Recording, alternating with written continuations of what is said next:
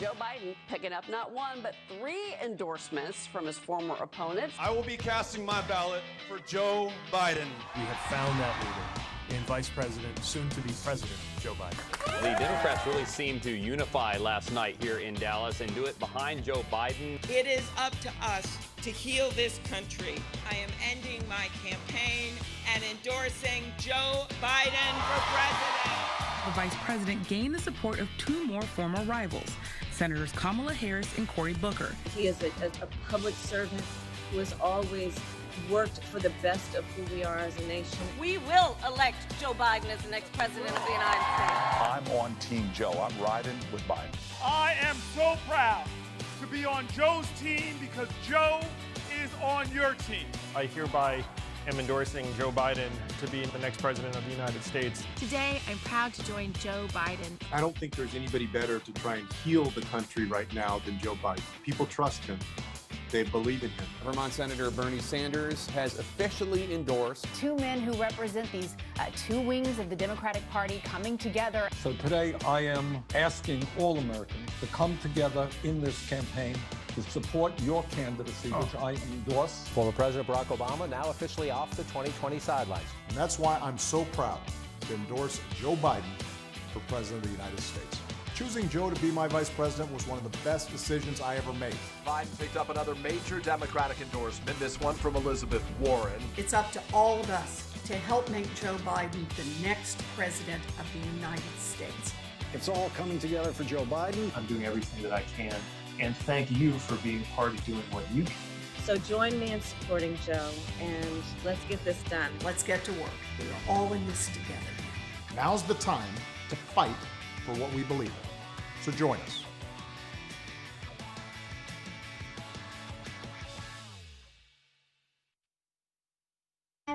The Democratic Party has always risen to our country's greatest challenges. I pledge myself to a new deal for the American people. We've moved this country forward in a relentless push for progress. Progress for Americans of all walks of life, not just the privileged few. For the harsh facts of the matter are that we stand at this frontier at a turning point of history.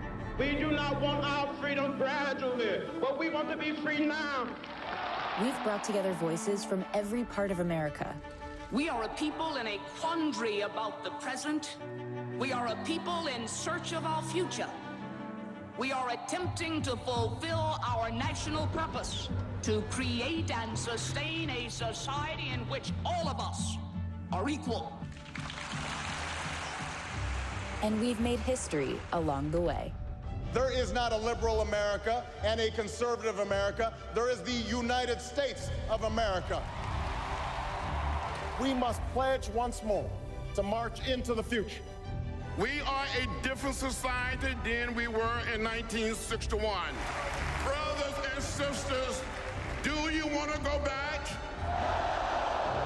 Or do you want to keep America moving forward? Well, our motto is, when they go low, we go high. We never bow, we never bend, we never break. No, we endure, and we always, always, always move forward. This election, we've engaged a historic number of Americans in the democratic process. And now we have to overcome the odds once again to build back better than before.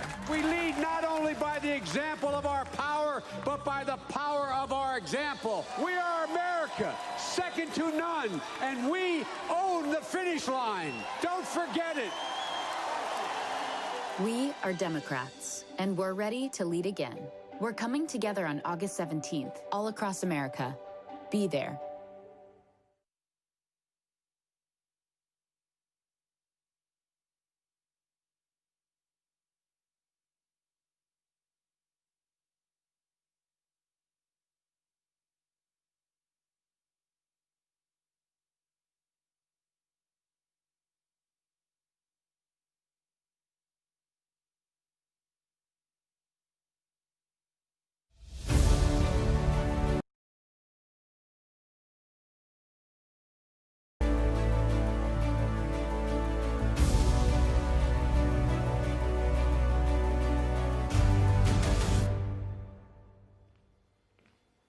Good evening. I'm Eva Longoria Baston, and welcome to the 2020 Democratic National Convention, Uniting America.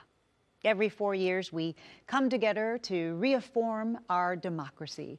This year, we've come to save it. It's going to take all of us.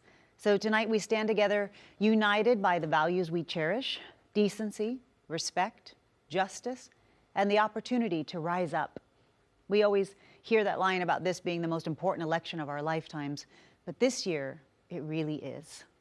The past few months have tested us all. We've lost more than 170,000 family members and friends to COVID. This tragedy is compounded by the loss of jobs and income. But it's not just the past few months. The past 4 years have left us as a nation diminished and divided. And yet, in the middle of the fear and sorrow and the uncertainty, people have come together because they know we are better than this. America is better than this. And so we choose to act, inspired by the 3 sacred words that breathed life into our nation: we the people.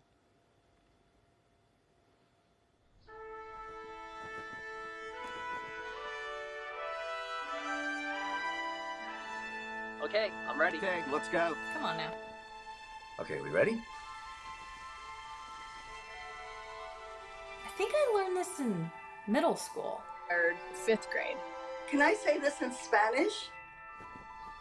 So should I read just this line or the whole thing?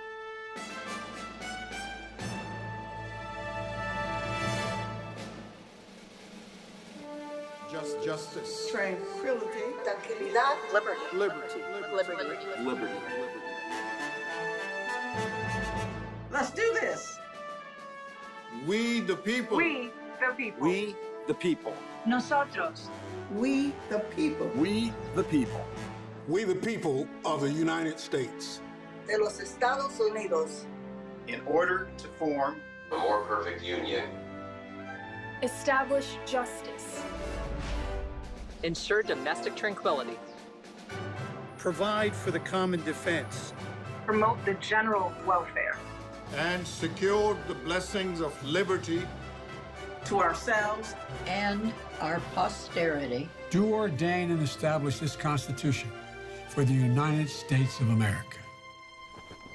We the people. We the people. We the people. We the people. We the people. We the people. We the people. We the people. We the people of the United States. We the people call the 48th Quadrennial Democratic National Convention to order.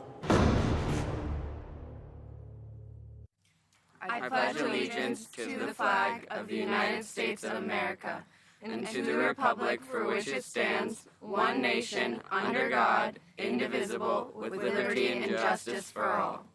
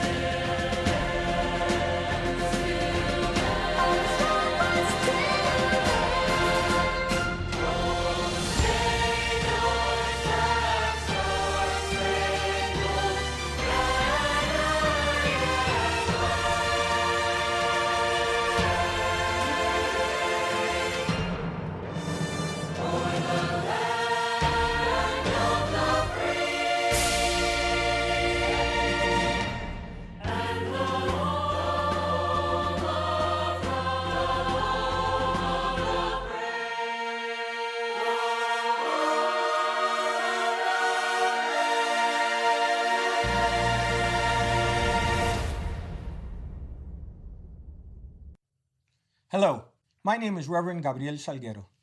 Let us pray. Almighty God, we confess that our nation needs you and has always needed you. We pray for your blessing upon all of us, Republicans, Independents, and Democrats.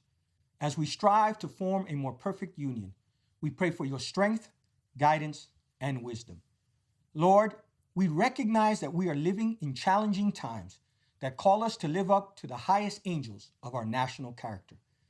As we confront the turbulent winds of a global pandemic, economic uncertainty, and civil discord, may your gracious hand lead us to the peaceful shores of love, justice, and civility. Help us, O Lord, to be ever mindful of the most vulnerable among us, from our golden generation to our youngest children, desde nuestros inmigrantes to our veterans, from our healthcare workers to our school teachers. Give us a heart of compassion and grace. This nation, from Miami to Minneapolis and from Portland to El Paso, ask you to shepherd us to a hope-filled vision that does justice, ama la misericordia, and walks humbly before you. I pray this in the matchless name of Jesus. Amen. Welcome to our convention across America. We had hoped to gather in one place, but instead we figured out a safe and responsible way to come together to share our ideas and talk about the future of our country.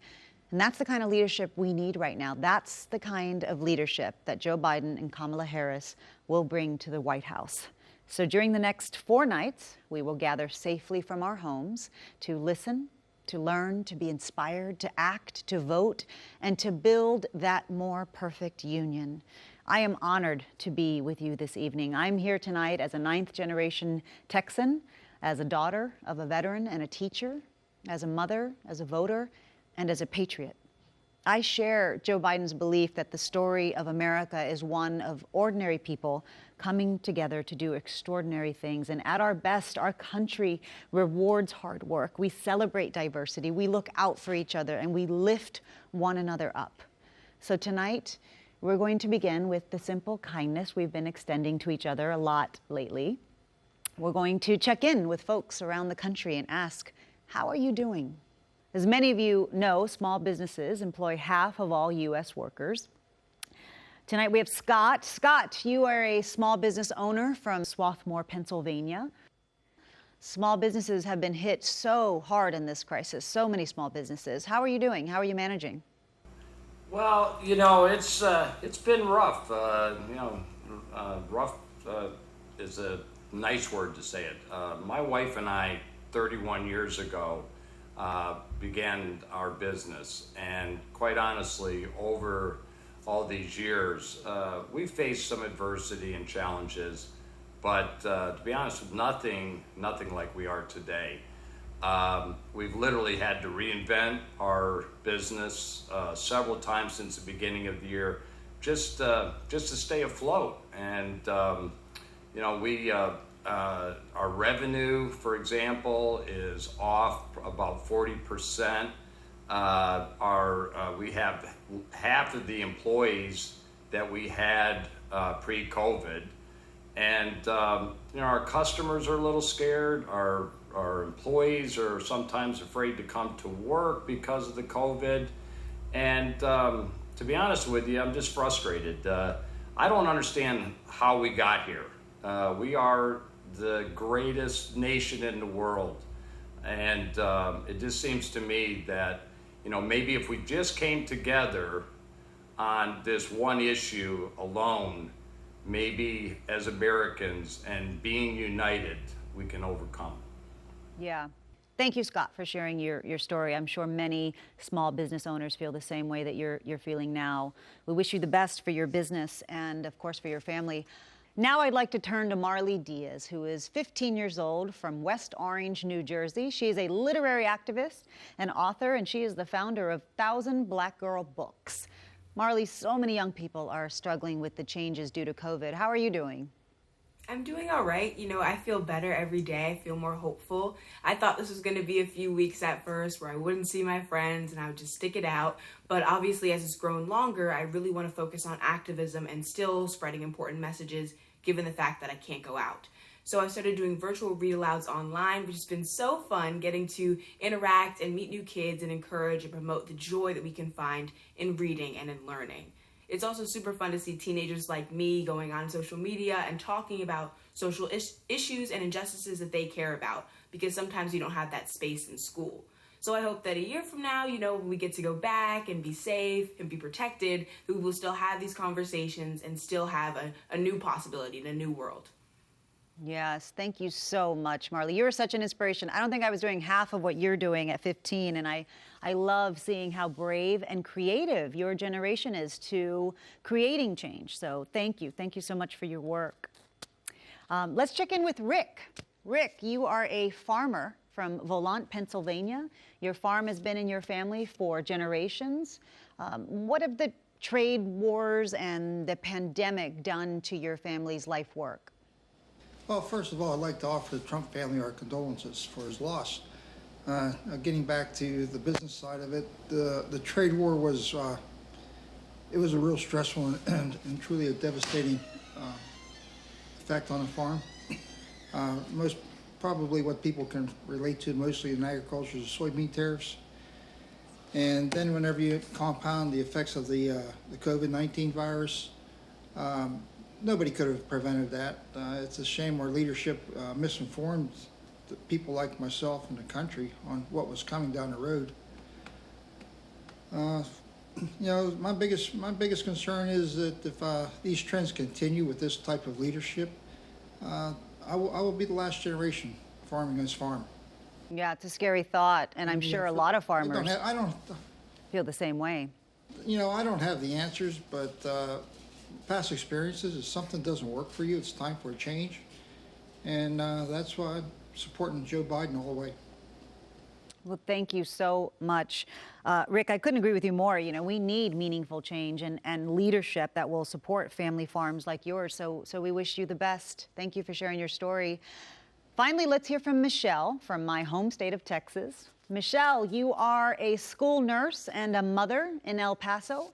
How are you preparing for the new school year? Hi, Eva. Well, we've already started school, but it is a little challenging because every day something seems to change. We start one way one day and we have to change it the next day. And I know that right now it's kind of sad not to see the kiddos when we're back, but I know that that will change. We're going to have to adapt and persevere. But honestly, right now, all I can think about is keeping my kiddos safe. I know back in March, we had them at home and we were doing okay, but now they're wanting us to take them back to school. And it's a little scary with all the uprising in COVID cases. And so I just want to say that I am committed to take care of my family, my students, and all my staff at my school. I will do whatever it takes to ensure that we are all ready to go back to school safe and healthy. And I know that I am optimistic to move forward with our life, and Joe Biden will be the one to take us there. I just want to say for everyone to please remember to wash their hands and wear their mask, because we're all in this together. Thank you, Michelle. I think there's nothing more difficult for us as moms than to see our children suffer. And so I think you're doing a great job of guiding them through this very difficult time. And thank you for the work you do as a nurse. It's truly heroic. I really enjoyed talking to all of you. I think I have one last question. Do you believe that change is coming? Do you believe that better days are ahead?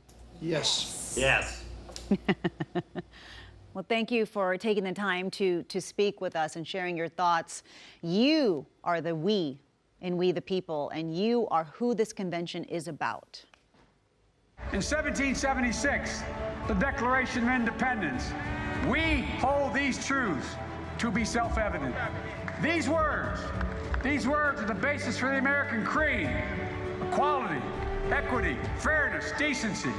America didn't live up to that promise for most of the people at the time, the people of color, for women, but we were born of an idea that every single solitary person, given half a chance, no matter where they're from, given half a chance, there's not a single thing they cannot do if they work at it. Nothing's beyond their capacity.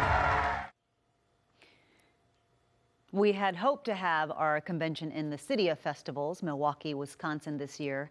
Of course, we're not able to do that, but we'll be hearing from several of Wisconsin's leaders throughout this convention, starting with Congresswoman Gwen Moore.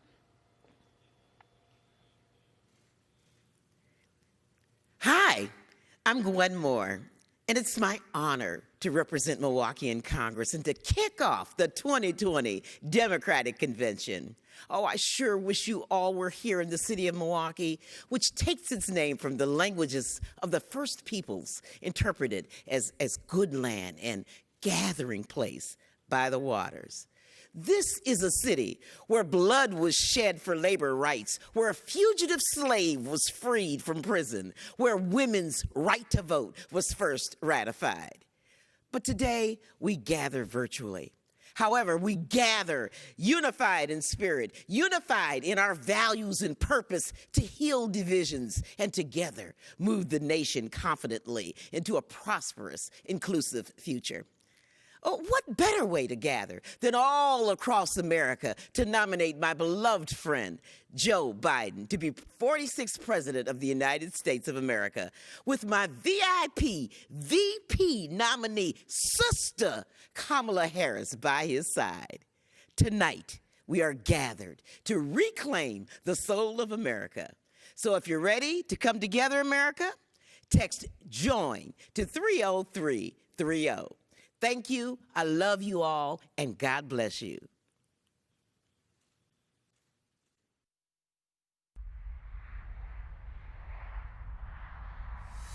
Can't see nothing in front of me. Can't see nothing coming up behind.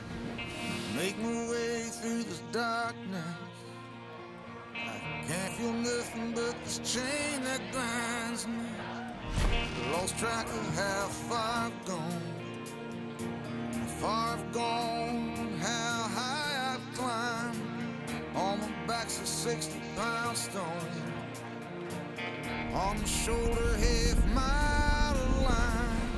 Come on up for the rising, come on up and lay your hands in mine.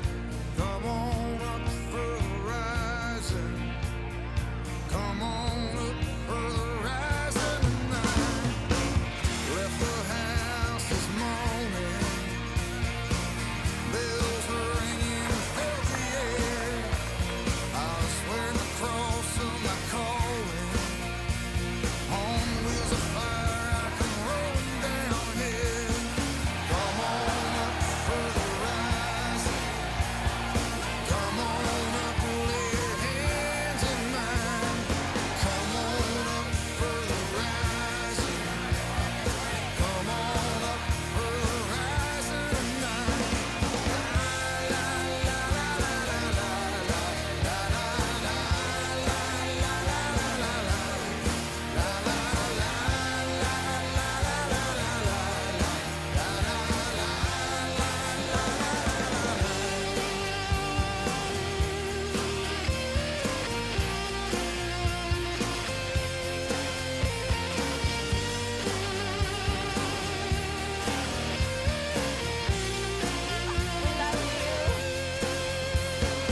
Spirits above and behind me, faces gone like ice, burning bright.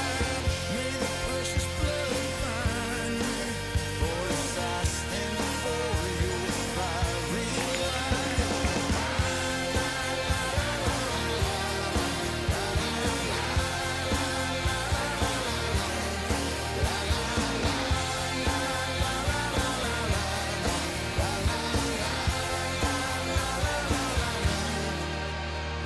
I see Mary in the garden. We have to let them know who we are, what we stand for. We choose hope over fear, truth over lies, and yes, unity over division. It's time for us to lift our heads up, open our hearts, and remember who we are. We are the United States of America. I mean this. There's not a single thing we cannot do if we do it together.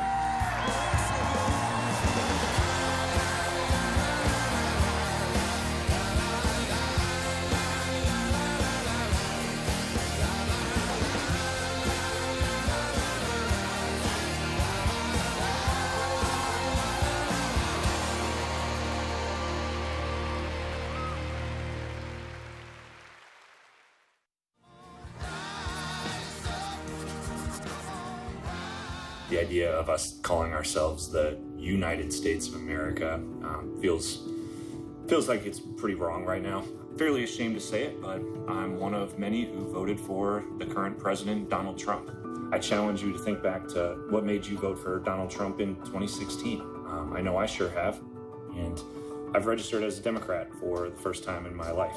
I'm doing that because I think this election is bigger than any political party. What I think, in light of current events, if nothing else, we need more than anything is a proven leader. Donald Trump's rhetoric it's divisive, it's dangerous. It's also really difficult to vote for someone who essentially has zero platform right now, 4 months out from the election. Joe Biden, on the other hand, has a very detailed plan. Things like unity, education, climate preservation, racial inequality, and even healthcare. We have a chance right now to look ourselves in the mirror and go vote for a proven leader with a history of caring about others and truly putting all Americans first.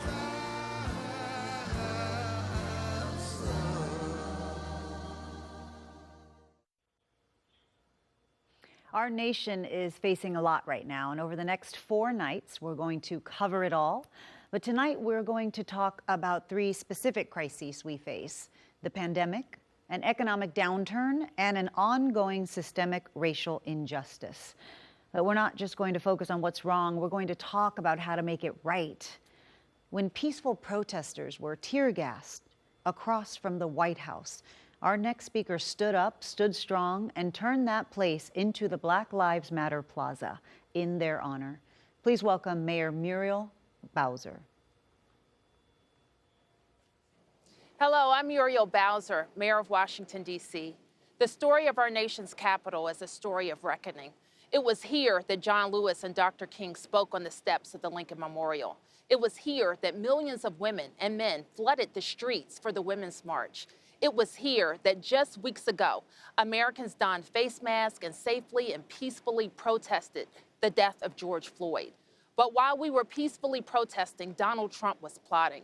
He stood in front of one of our most treasured houses of worship and held a Bible for a photo op. He sent troops in camouflage into our streets. He sent tear gas into the air and federal helicopters too. I knew if he did this to D.C., he would do it to your city or your town. And that's when I said enough. I said enough for every Black and brown American who has experienced injustice. Enough for every American who believes in justice. But I said enough for another reason too. I have a 2-year-old daughter, and I want her to grow up in an America where she's not scared to walk to the store, an America where she's safe behind the doors of her own home, an America where the president doesn't fan the flames of racism and looks out for all of us. So I created Black Lives Matter Plaza right behind me as a place where we could come together to say enough. And by coming together this November to elect Joe Biden and Kamala Harris, we will say next. Because we can't just paint those words behind me. We can't just say those words. We have to live those words. We have to undo the laws and systems that have codified racism for far too long. But we have to do something too. Each and every one of us challenge our own biases. If we see something, do something. Together we can turn this reckoning into a reimagining of a nation where we the people means all the people. There were a few people who stood on this very balcony as thousands of people peacefully protested in this city. One was our next vice president, my sister Kamala Harris. The others were members of George Floyd's family, who I'm honored to introduce now.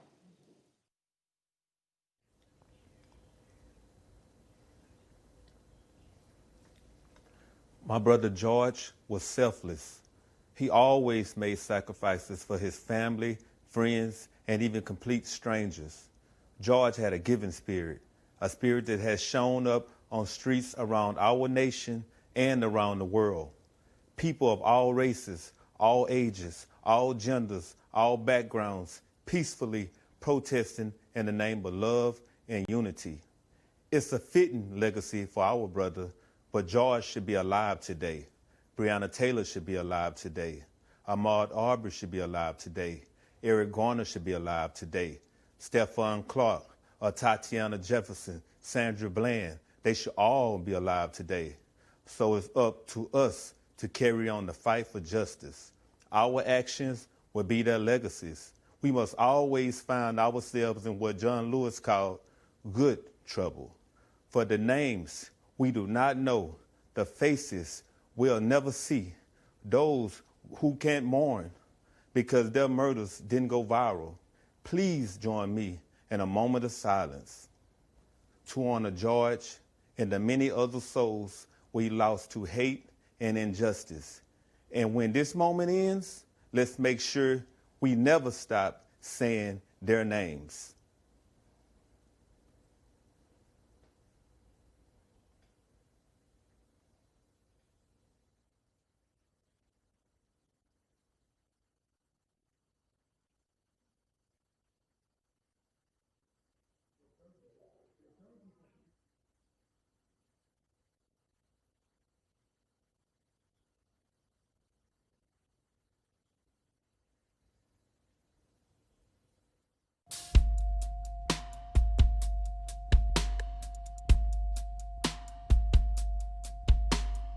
Hoping for a life more sweeter. Instead, I'm just a story repeating. Why do I feel skin dark's night? Can you feel peace with those judging eyes? Thought we moved on from the darker days. Did the words of the king disappear in the air like a butterfly? Somebody should hand you a felony.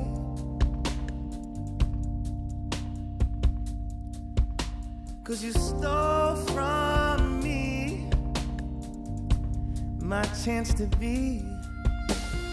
Hoping for a life more sweeter. Instead, I'm just a story repeating. Why do I feel skin dark as night? Can't feel peace with those judging eyes. The tears of my mother rain, rain over me. My sisters and my brothers sang, sang over me. And I wish I had another day, but it's just another day. Hoping for a life more sweeter. Instead, I'm just a story repeating. Why do I feel skin dark tonight? Can't feel peace with those judging eyes. The tears of my mother rain, rain over me. My sisters and my brothers sang, sang over me. And I wish I had another day, but it's just another day.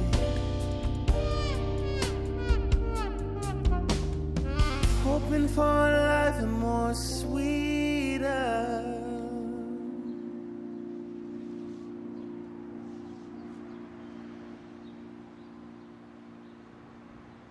Thank you, Leon Bridges, whose song Sweeter featured Terrace Martin, a song written after George Floyd's murder. You know, we have to ask ourselves, how do we, the people, take the protest and turn them into progress? How do we take the changes we're seeing in the hearts and minds of people and translate it into real and lasting change in people's lives? We need to address the economic inequalities that this virus has exposed and worsened. And we need to solve the testing and healthcare disparities that have led to people of color dying from COVID at higher rates than white people. And we need to make it easier for Americans to vote. We have a lot to do. And to do this, we need community action. We need Congress that can have power to do it. And we need a president who understands that this is the moment. The moment has come for our nation to deal with systemic racism, to deal with the growing economic inequity that exists in our nation, to deal with the denial of the promise of this nation made to so many. You know, I've said from the outset of this election that we're in the battle for the soul of this nation. And we are in the battle for the soul of this nation. What we believe, and maybe most importantly, who we want to be, it's all at stake. That's truer today than it's ever been, at least in my lifetime. And it's this urgency, it's in this urgency, we can find a path forward. Hey, everybody, how are you? Thanks for doing well, this. Mr. Vice President. Greetings. Thank you. Jamira, tell the rest of the folks a little about your background. I started doing activism when I was 15. It was at the intersection of knowing both the perpetrator and a victim. My brother Andre was shot and killed in Philadelphia. And it made me realize that I had a responsibility, almost a collective responsibility, to ensure that that didn't happen to other young people. And I think that's what's missing in America right now is our collective responsibility to each other and to realize that the person down the street or around the corner or even across the country, that we have a responsibility to ensure that we're making sure that they're safe, they have access to education, and that in all, we're creating a world in which their differences are celebrated as well as protected under the law. Mayor, how are you prioritizing the many things you have to do as we try to tackle in a way that we haven't before systemic racism in the city? It really is about economic empowerment, because if people are lifted out of poverty and they are given an opportunity to feel a stake in their own future, that goes a long way. We're also challenging, all kinds of institutions, from corporations to community-based organizations, to think about what they can do better to end systemic racism and make sure that we're uplifting the quality of life in communities, but also the voices of people that traditionally don't have a seat at the table. The president's talking about defunding the post office and mail-in voting. I mean, what do you think we should be doing, Mr. President? Well, first of all, we have to change the public discourse around voting. It should be seen as a democratic thing to do, the most patriotic thing we can do, and not a partisan exercise. Secondly, how do we open up access to voting so we could address some of the systemic problems? Not only should we reauthorize the Voting Rights Act, but we have to go further. Most importantly, voting should be seen as a constitutional right that's guaranteed, and with that level of sight that all citizens can be assured that they can have unfettered access without being suppressed.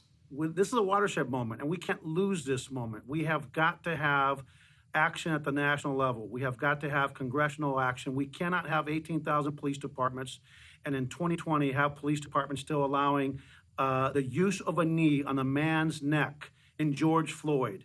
A lot of us were shocked, and I think what gives me hope is that police officers were shocked. Police officers have spoken out, and we're hopeful that we'll have some national standards as it relates to policing, use of force, a national database, abolishment of prohibition on a national standard in terms of chokeholds, and that we actually use the death of George Floyd and others to actually make policing take it to the next level, which is what everyone wants, including all the good cops that are out there, that thankfully there are more of them than there are bad cops.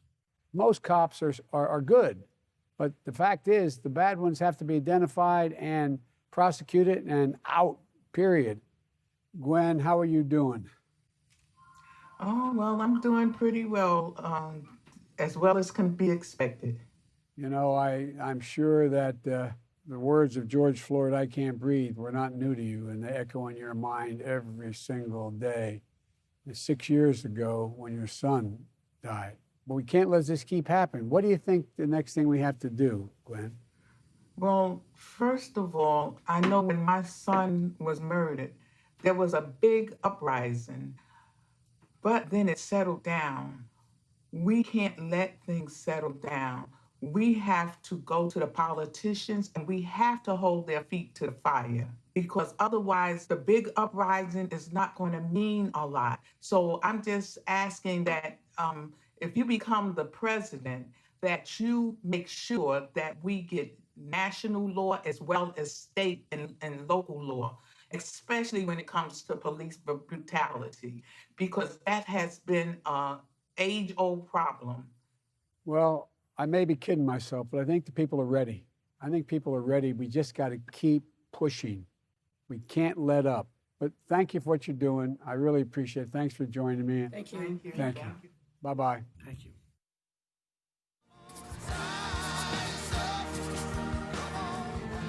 Racism structurally, individually, and systematically is real.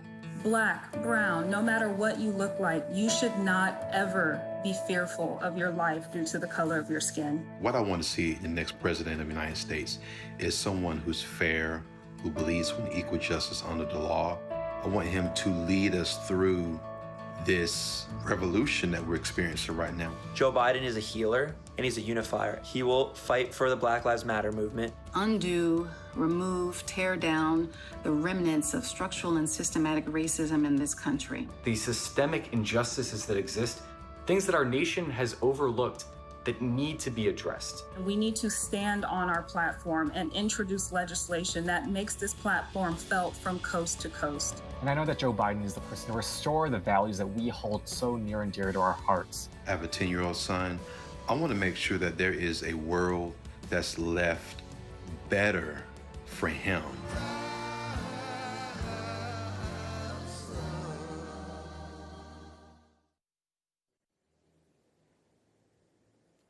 Good evening. I'm Congressman Jim Clyburn here in historic. Good evening. I'm Congressman Jim Clyburn here in historic Charleston, South Carolina. 6 months ago, I stood not far from here and endorsed Joe Biden to be our 46th president. It was a decision I made with my feet firmly planted in this community. This community, where 80% of African Americans in this country can claim an ancestor who arrived on these shores in bondage, a few blocks from here over at Gaston's Wharf. This community that is still healing from the wounds we received when the white supremacists entered Emmanuel AME Church and murdered 9 black parishioners as they studied the Bible together.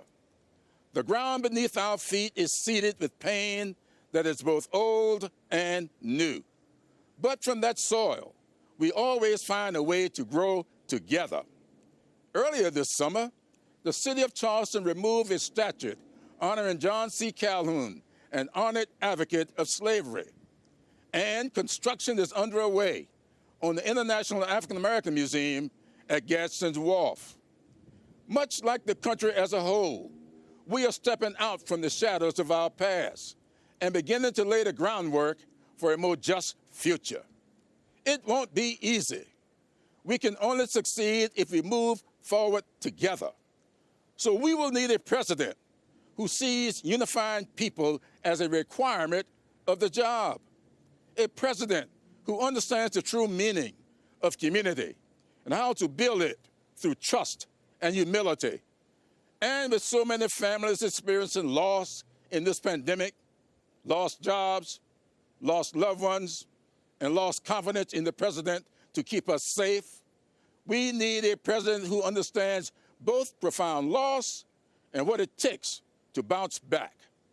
But more important than his firsthand experience with loss and hardship is his ability to translate that perspective into policy and solutions, and prioritize hard-working people and persistent poverty counties over partisan politics or personal gain.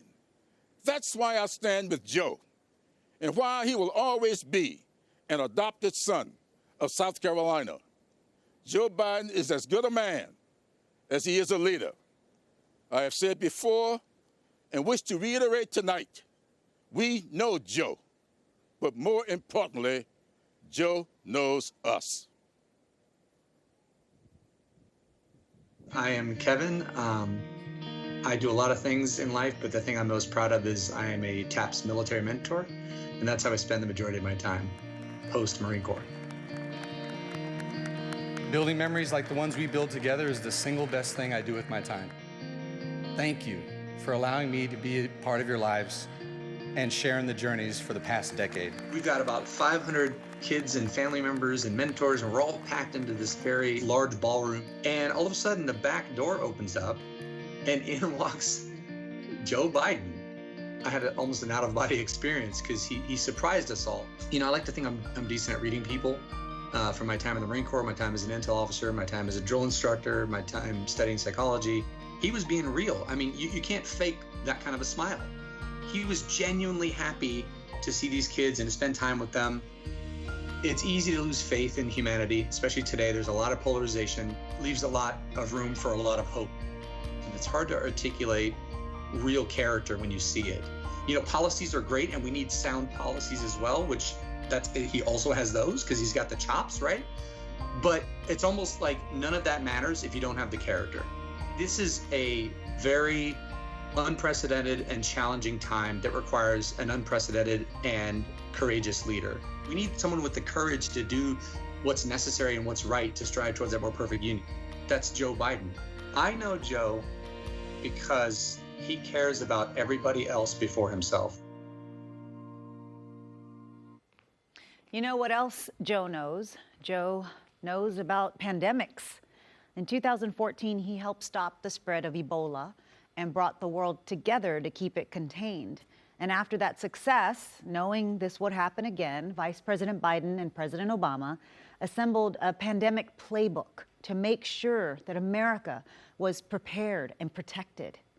The Trump administration disbanded the pandemic response team that was given to them. Americans have died and lost their livelihoods because of it. We, the people, deserve a president who believes in science, that recognizes the threat of COVID, who has a plan to get us through it. And that is Joe Biden.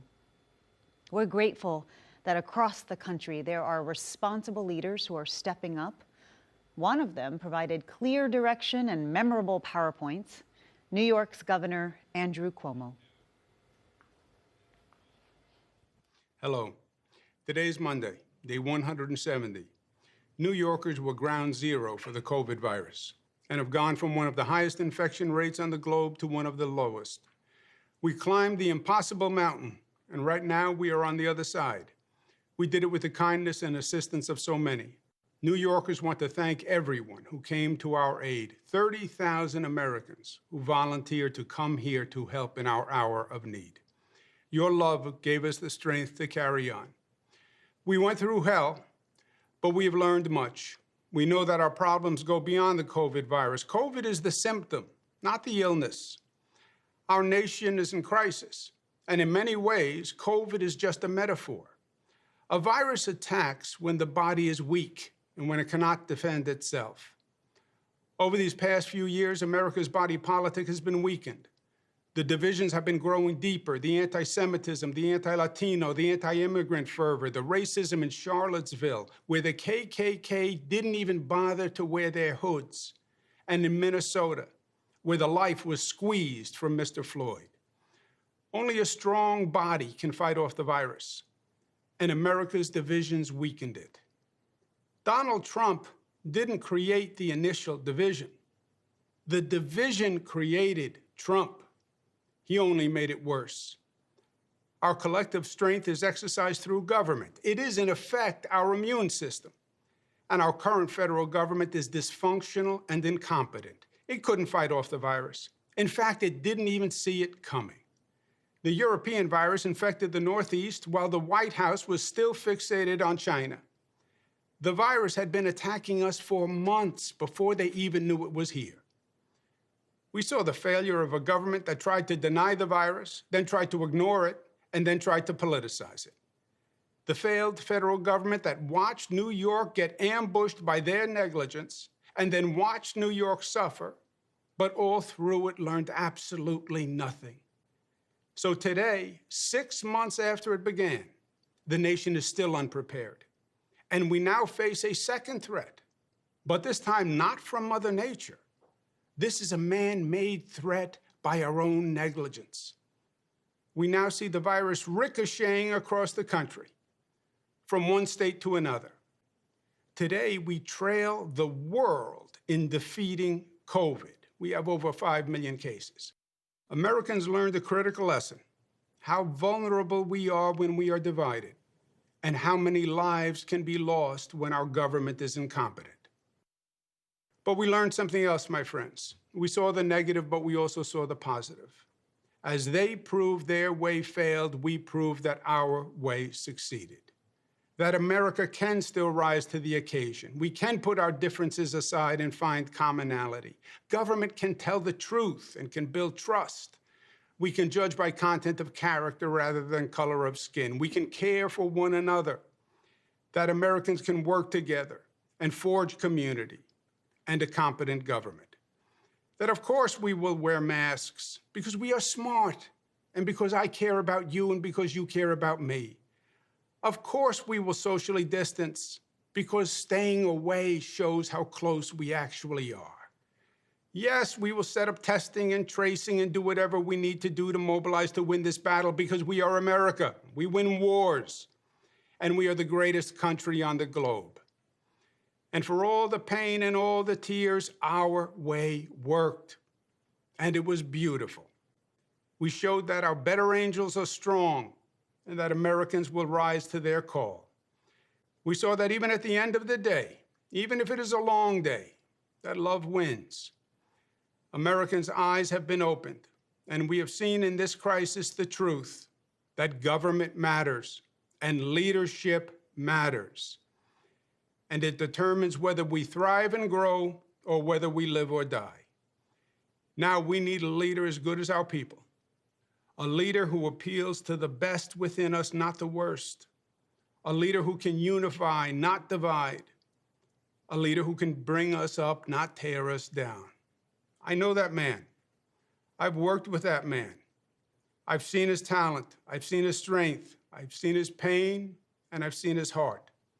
That man is Joe Biden. Joe Biden is what I call America tough. Tough in the best way. Tough that is smart, united, disciplined, and loving. Joe Biden can restore the soul of America. And that's exactly what our country needs today. Thank you.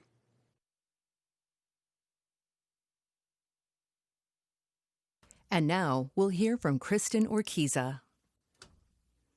Hi, I'm Kristen Urquiza. I'm one of the many who has lost a loved one to COVID.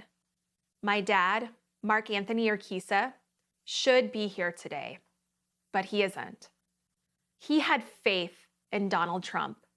He voted for him, listened to him, believed him and his mouthpieces when they said that coronavirus was under control and going to disappear, that it was okay to end social distancing rules before it was safe, and that if you had no underlying health conditions, you'd probably be fine. So in late May, after the stay-at-home order was lifted in Arizona, my dad went to a karaoke bar with his friends.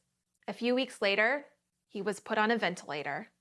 And after 5 agonizing days, he died alone in the ICU with a nurse holding his hand. My dad was a healthy 65-year-old. His only pre-existing condition was trusting Donald Trump, and for that, he paid with his life. I am not alone. Once I told my story, a lot of people reached out to me to share theirs. They asked me to help them keep their communities safe, especially communities of color, which have been disproportionately affected. They asked me, a normal person, to help because Donald Trump won't. The coronavirus has made it clear that there are 2 Americas, the America that Donald Trump lives in and the America that my father died in. Enough is enough. Donald Trump may not have caused the coronavirus, but his dishonesty and his irresponsible actions made it so much worse. We need a leader who has a national, coordinated, data-driven response to stop this pandemic from claiming more lives and to safely reopen the country. We need a leader who will step in on day one and do his job, to care. One of the last things that my father said to me was that he felt betrayed by the likes of Donald Trump. And so when I cast my vote for Joe Biden, I will do it for my dad. Thank you, Kristen, for sharing your story. Our nation grieves for your father and all those who we've lost to this virus. It's a toll that hasn't fallen equally on us. People of color have been disproportionately affected, dying at greater rates than white Americans, but we can honor all of those we've lost by giving Joe Biden and Kamala Harris the opportunity to put in place a real national plan that tests and tracks, that makes sure that access to a vaccine will be fair, and turns the full power of our government toward making sure we have the supplies and technology and people, scientists and public health officials and contact tracers. We need to stop this. So right now, let's hear from a champion for our frontline workers, who also happens to be an Olympic champion and a World Cup champion, Megan Rapinoe. Hi, everybody. My name is Megan Rapinoe, and I have the distinct honor today to host a conversation with 4 of our frontline workers here in America. We should rename them heroes, absolutely. Chung Lee, can you tell us a little bit about how you're doing during this time? So early on, when the government was still trying to figure out proper protocols to protect frontline workers, I had unfortunately contracted COVID through patient contact and was isolated by myself for 2 weeks. So total isolation, no contact. Once I recovered, luckily, I went back to the front lines to continue to take care of the sick. And what got me originally was watching people die alone. There were no visitors allowed. Everyone was totally isolated.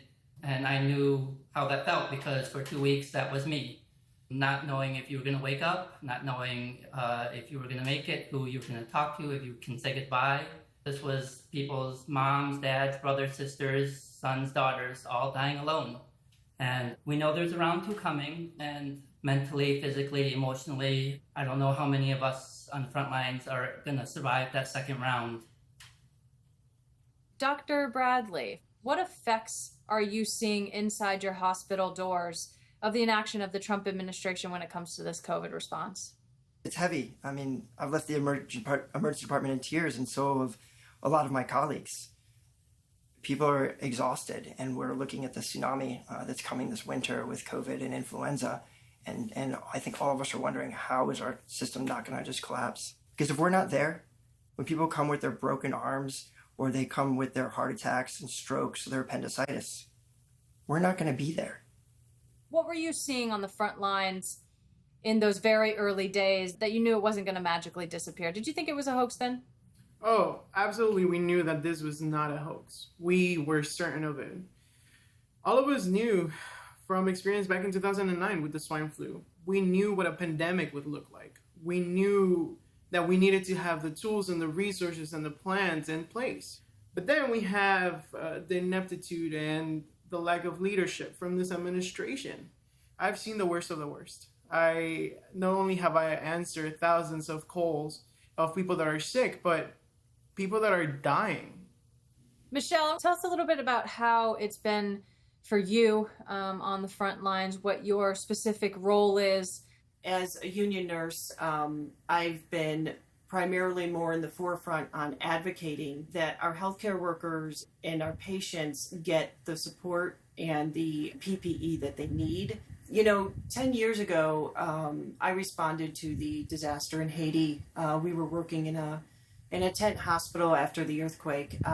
But the first time that I ever feared for my life and my family's walking into work was in my own country. We have the money, we have the means, we have the resources in this country We are deeply lacking leadership and somebody who cares. Trump has made it perfectly clear how he feels. And we need a president who cares. That's Joe Biden. Dr. Bradley Dreyfus, Aldo Martinez, Michelle Boyle, and Chung Lee, I can't thank you enough. The American people are forever indebted to you, to your work and your sacrifice and just you showing up every single day and giving everything you have. And thank you again for all of the work you do on the front line. There's no way we could ever repay you. So thank you very much.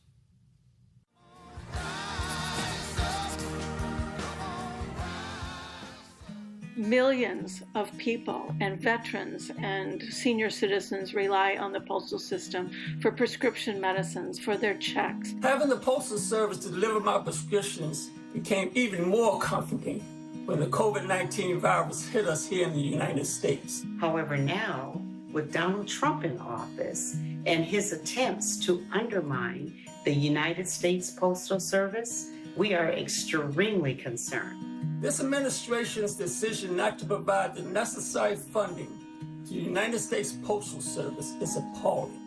I was diagnosed with multiple myeloma. Voting by mail is our only realistic option. In no way do I want my 11 grandchildren to grow up in a world where this kind of suppression exists.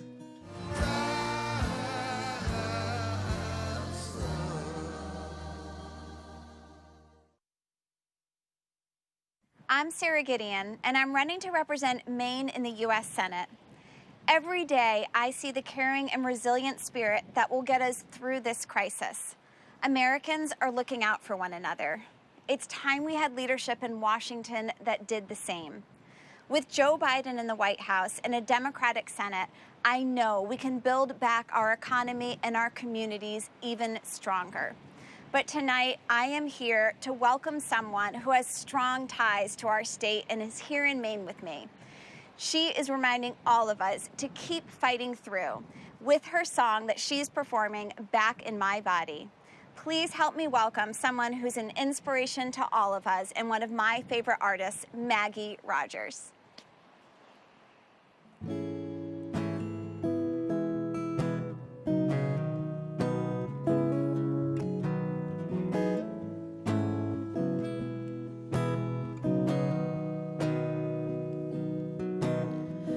Stopped in London when I felt it coming down, crashing all around me with a great triumphant sound, like the dam was breaking and my mind came rushing in. I was stopped in London, oh, I was awakening.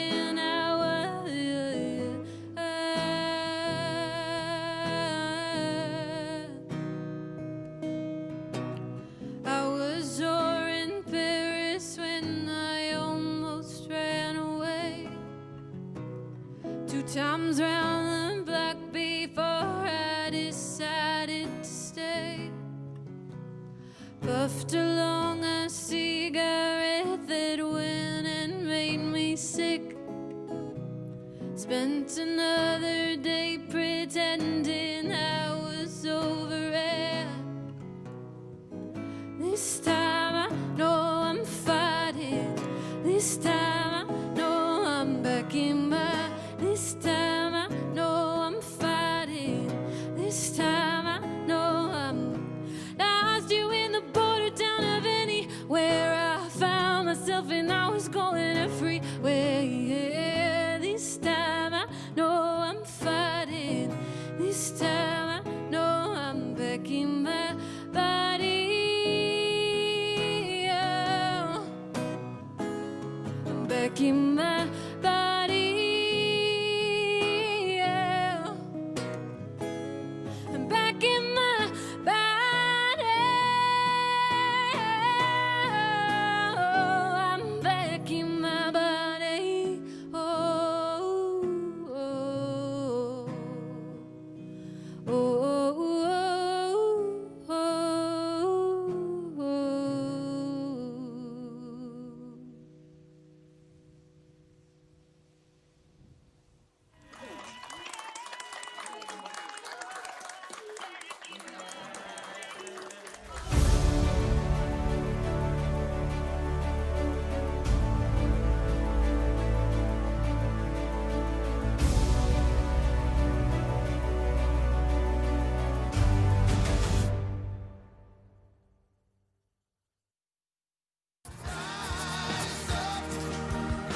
When the COVID-19 pandemic hit, all I could think about were my students and their families. All the suffering and pain and death that really didn't have to be this way. If we had leadership in place that would have taken this pandemic seriously in the beginning, we would not be in the situation we are in now. We still at this time don't have the necessary PPE.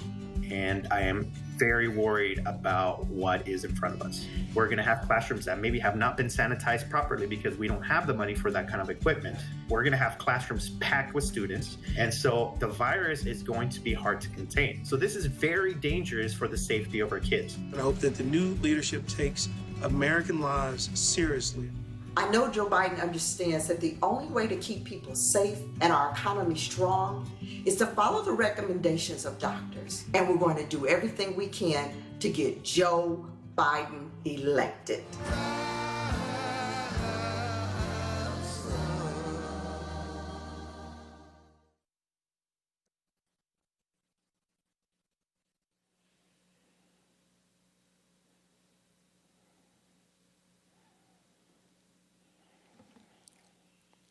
Hello, America. I'm Governor Gretchen Whitmer, or as Donald Trump calls me, that woman from Michigan. Tonight I'm here at UAW Local 652 in Lansing, Michigan. Auto workers in this union and across our state could have lost their jobs if not for Barack Obama and Joe Biden. In 2009, the Obama-Biden administration inherited the worst economic crisis since the Great Depression. The auto industry on the brink of collapse, 1 million jobs at stake. But President Obama and Vice President Biden didn't waste time blaming anyone else or shirking their responsibility. They got to work. They brought together union members, companies, and lawmakers on both sides of the aisle, and they saved the auto industry. And wouldn't you know, just a few months ago, as our nation began battling COVID-19, auto workers across Michigan sprang into action. They started making protective equipment for doctors and nurses on the front lines. Let me break it down. President Obama and Vice President Biden saved these auto workers' livelihoods. Then these workers did their part to save American lives. That's the story of this great nation. Action begets action. Progress begets progress. And when we work together, we can accomplish anything. After all, democracy is a team sport, especially now. It's crucial that we rally together to fight this virus and build our economy back better. From the jump, we took this pandemic seriously in Michigan. We listened to medical experts. We planned. And with a lot of work from the auto workers and too little help from the White House, we executed our plan. We saved thousands of lives.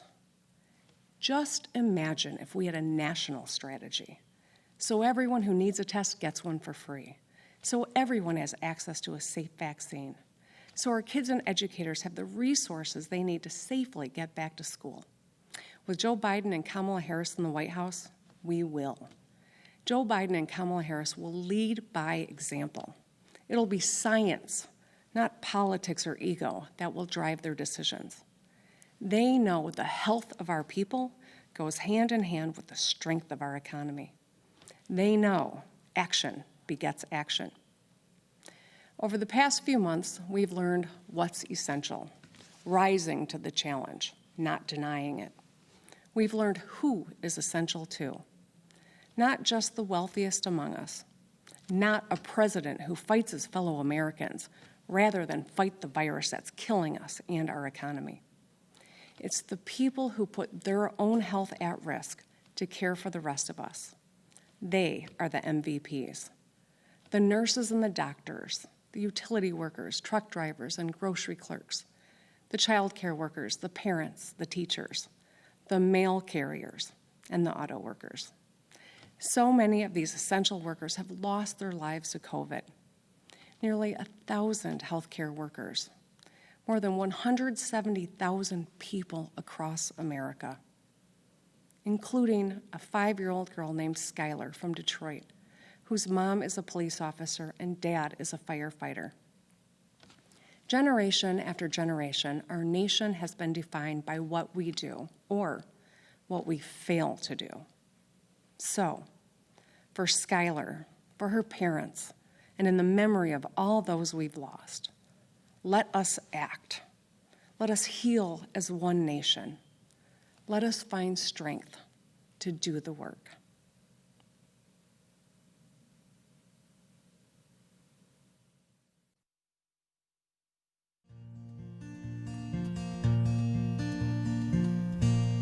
I've been down this road before. I remember every tree, every single blade of grass holds a special place for me.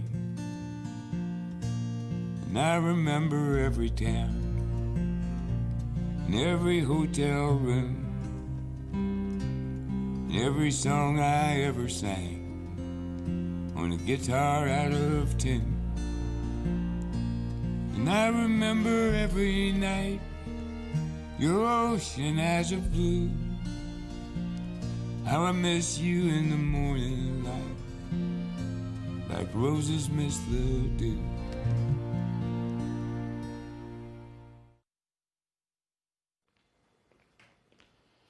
We, the people, means all the people, even those with whom we might not agree, even those we might not expect to see at a Democratic convention. But Joe Biden is a guy who has earned the respect he commands across the world and across the aisle. The stakes in this election call for that kind of leadership. We have to think about more than one party. We have to think about the very core of our democracy. And that's why you're about to hear from some unexpected voices. I'm Governor Christine Todd Whitman. What am I doing here? I'm a lifelong Republican. My parents were introduced at a Republican National Convention by their parents. That's how far back it goes.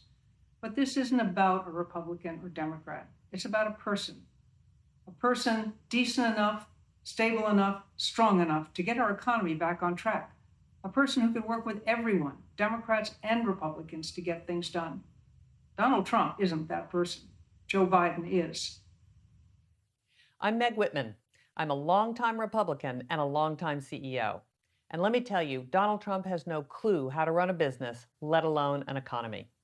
Joe Biden, on the other hand, has a plan that will strengthen our economy for working people and small business owners.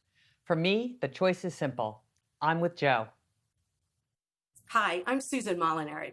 I'm a former Republican member of Congress from New York City, and I've known Donald Trump for most of my political career. So disappointing, and lately so disturbing. Now, I've also gotten to know and work with Joe Biden on issues related to women that are so important to all of us. Women in business, violence against women. That's why I'm so proud to call him my friend and honored to join in supporting his candidacy for president. He's a really good man, and he's exactly what this nation needs at this time. Now, I'm delighted and honored to introduce a former colleague of mine, the former congressman from Ohio, the former governor of Ohio, John Kasich. America is at a crossroads. Sometimes elections represent a real choice, a choice we make as individuals and as a nation about which path we want to take when we've come to challenging times. America is at that crossroads today. The stakes in this election are greater than any in modern times. Many of us have been deeply concerned about the current path we've been following for the past 4 years. It's a path that's led to division, dysfunction, irresponsibility, and growing vitriol between our citizens. Continuing to follow that path will have terrible consequences for America's soul because we're being taken down the wrong road by a president who is pitted one against the other. He's unlike all of our best leaders before him who worked to unite us, to bridge our differences, and lead us to a united America. I'm a lifelong Republican, but that attachment holds second place to my responsibility to my country. That's why I've chosen to appear at this convention. In normal times, something like this would probably never happen, but these are not normal times. I'm proud of my Republican heritage. It's the party of Lincoln, who reflected its founding principles of unity and a higher purpose. But what I have witnessed these past 4 years belies those principles. Many of us can't imagine 4 more years going down this path. And that's why I'm asking you to join with me in choosing a better way forward. I believe the best of America lies ahead, but only when we rediscovered our shared belief in the United States of America for our children's future, which can be bright, hopeful, and inspired if we choose to make it so. I've known Joe Biden for 30 years. I know his story of profound grief that has so deeply affected his character.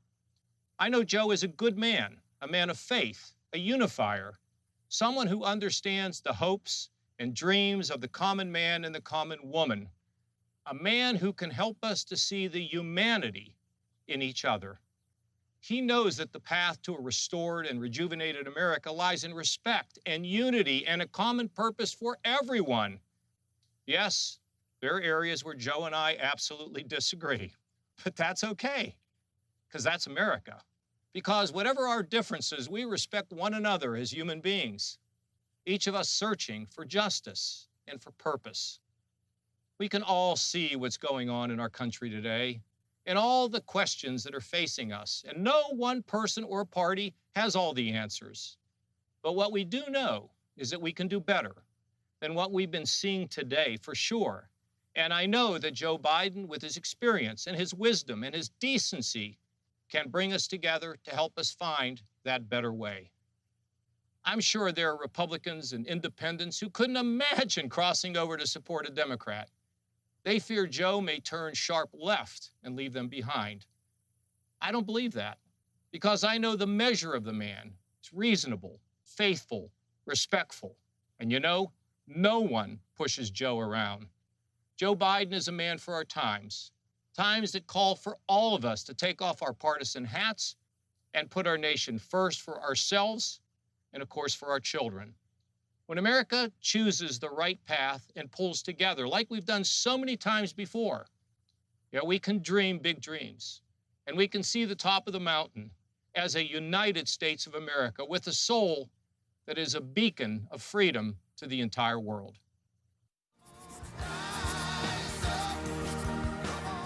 Hello, my name is Terry Williams, and I've been a Republican for all of my adult life. A lifelong Republican. I'm a lifelong Republican. I've been a long-standing Republican, and I'm telling you, you got to vote for Joe Biden.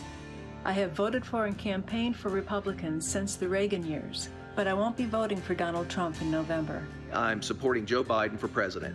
We need a positive leader, someone who can work with both sides, Republicans and the Democrats. I don't think we can deal with the type of person we have in the White House any longer.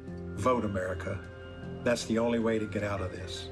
And Joe Biden is just the person to ensure we get our lives back to normal. Joe Biden is a decent man with a long history of public service to America. He will restore order and integrity to the executive branch. I would strongly encourage all of us to come together and hopefully return our country's political discourse back to some measure of normalcy and decency. I'm absolutely sure he's going to help us bring this country together once again.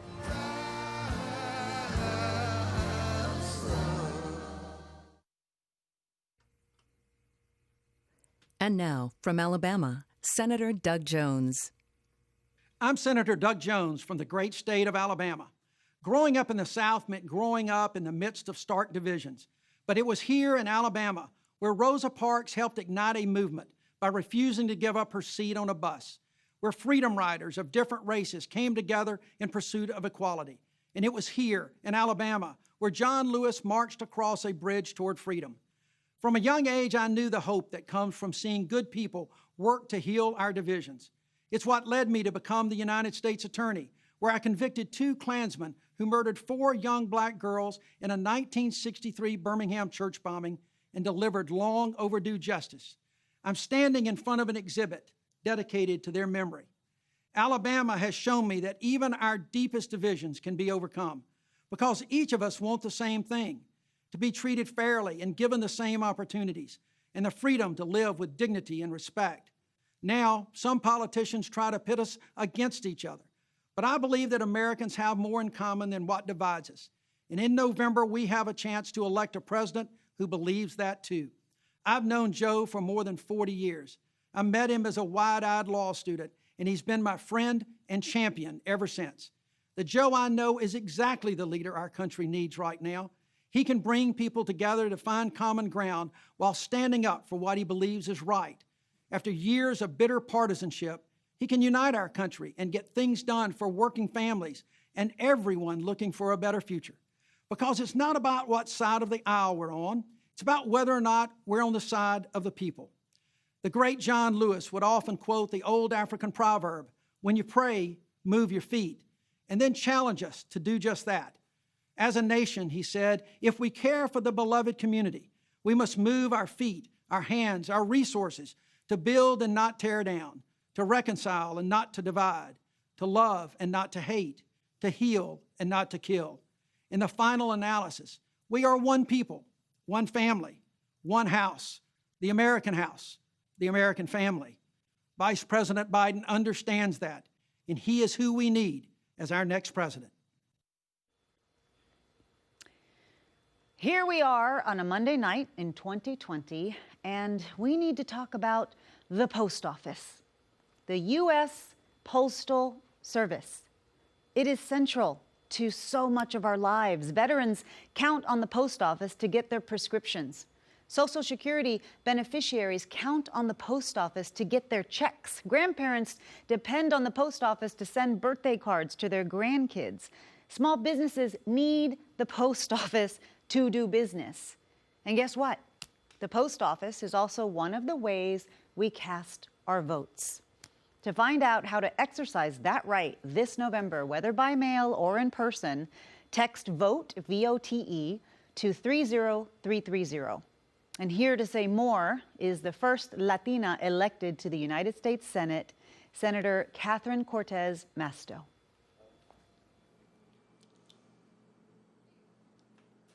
Hello, I'm Senator Catherine Cortez Masto from Nevada. This year, more Americans than ever before are going to vote from rooms just like this, marking their ballots at the kitchen table and exercising one of our most fundamental rights from home. But despite what the president says, voting by mail has been a secure, proven option for decades.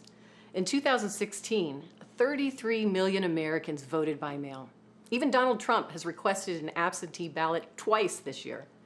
This fall, some Americans will choose to vote in a voting booth with a mask on, while many of us will choose to vote by mail. My home state took the advice of scientists and medical experts and listened to the people of Nevada to put in place a vote-by-mail system, so voters have a lot of options this fall. But Donald Trump is trying to divide us by undermining that right. He has threatened to withhold federal funding to Nevada because of our vote-by-mail system. That's funding our schools and seniors rely on. He has challenged us in court with a meritless lawsuit, one that our Republican Secretary of State has asked the judge to dismiss. And now he is putting the lives of Nevada's seniors at risk by trying to defund the post office. Here's what that means.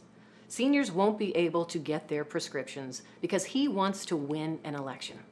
Well, Mr. President, Nevada is not intimidated by you. America is not intimidated by you. We are united by shared values, shared history, and shared rights, including our fundamental right to vote. And this fall, we will send Joe Biden to the White House and will flip the U.S. Senate. With Mitch McConnell out of power and a Democratic majority in the Senate, we will expand voting access and protect voting rights. To do this, America, we need you on our side. So go to joebiden.com right now to chip in, and then head over to flipthesenate.com to help us take back the Senate. Donald Trump and Mitch McConnell know how to divide, but we know how to stand together and turn this country around. This year we had an historic field of presidential candidates, an historic number of women, including our vice presidential nominee, Kamala Harris, more candidates of color than any primary ever, and the first openly gay man to win a caucus. This party, the Democratic Party, welcomes everyone, encourages everyone to lead, and invites everyone's ideas to ensure this country builds back better. This is what our next speaker believes too. Senator Amy Klobuchar.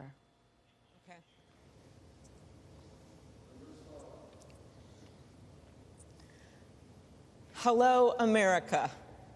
Like my friend Catherine, I believe that the right to vote is fundamental and the post office is essential.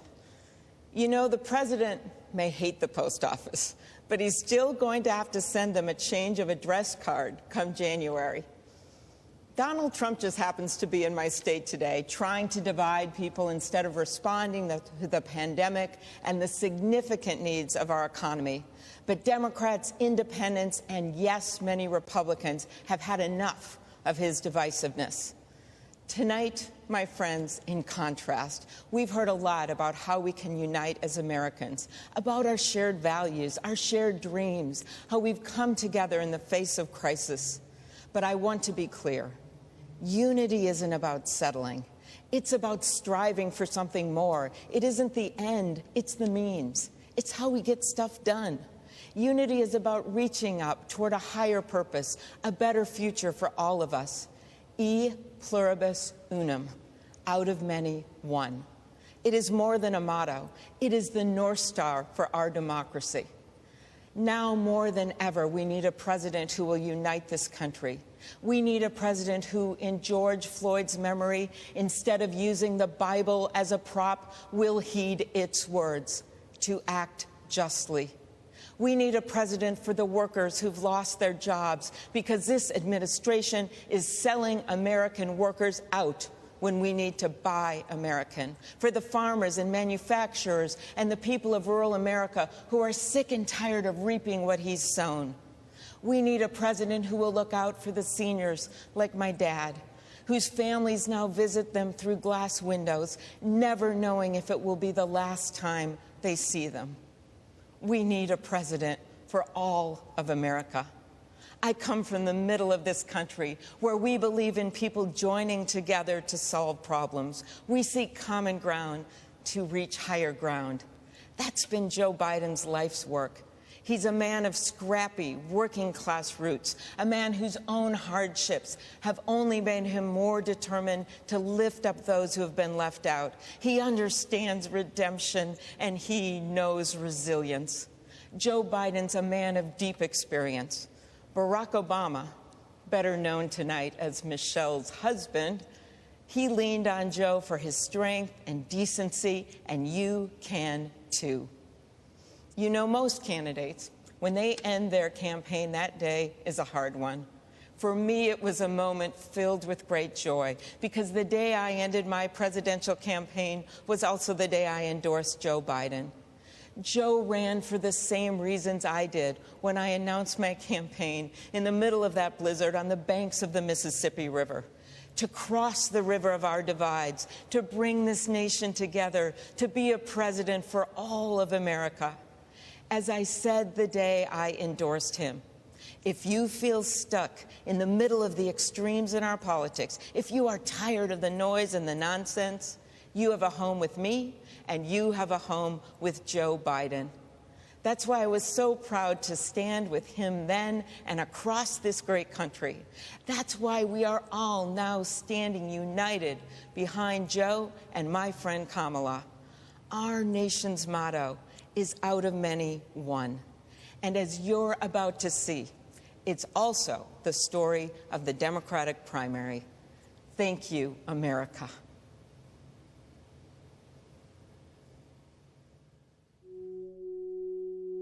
We all ran for president, motivated by the same reasons. As I watched President Trump divide this country more and more, I thought to myself, what are you willing to do to stop him? You had the most destructive, hateful, racist president in the history of this country, who is literally tearing apart the fabric of the United States of America. Donald Trump is a failed business person and desperately failed us as a president.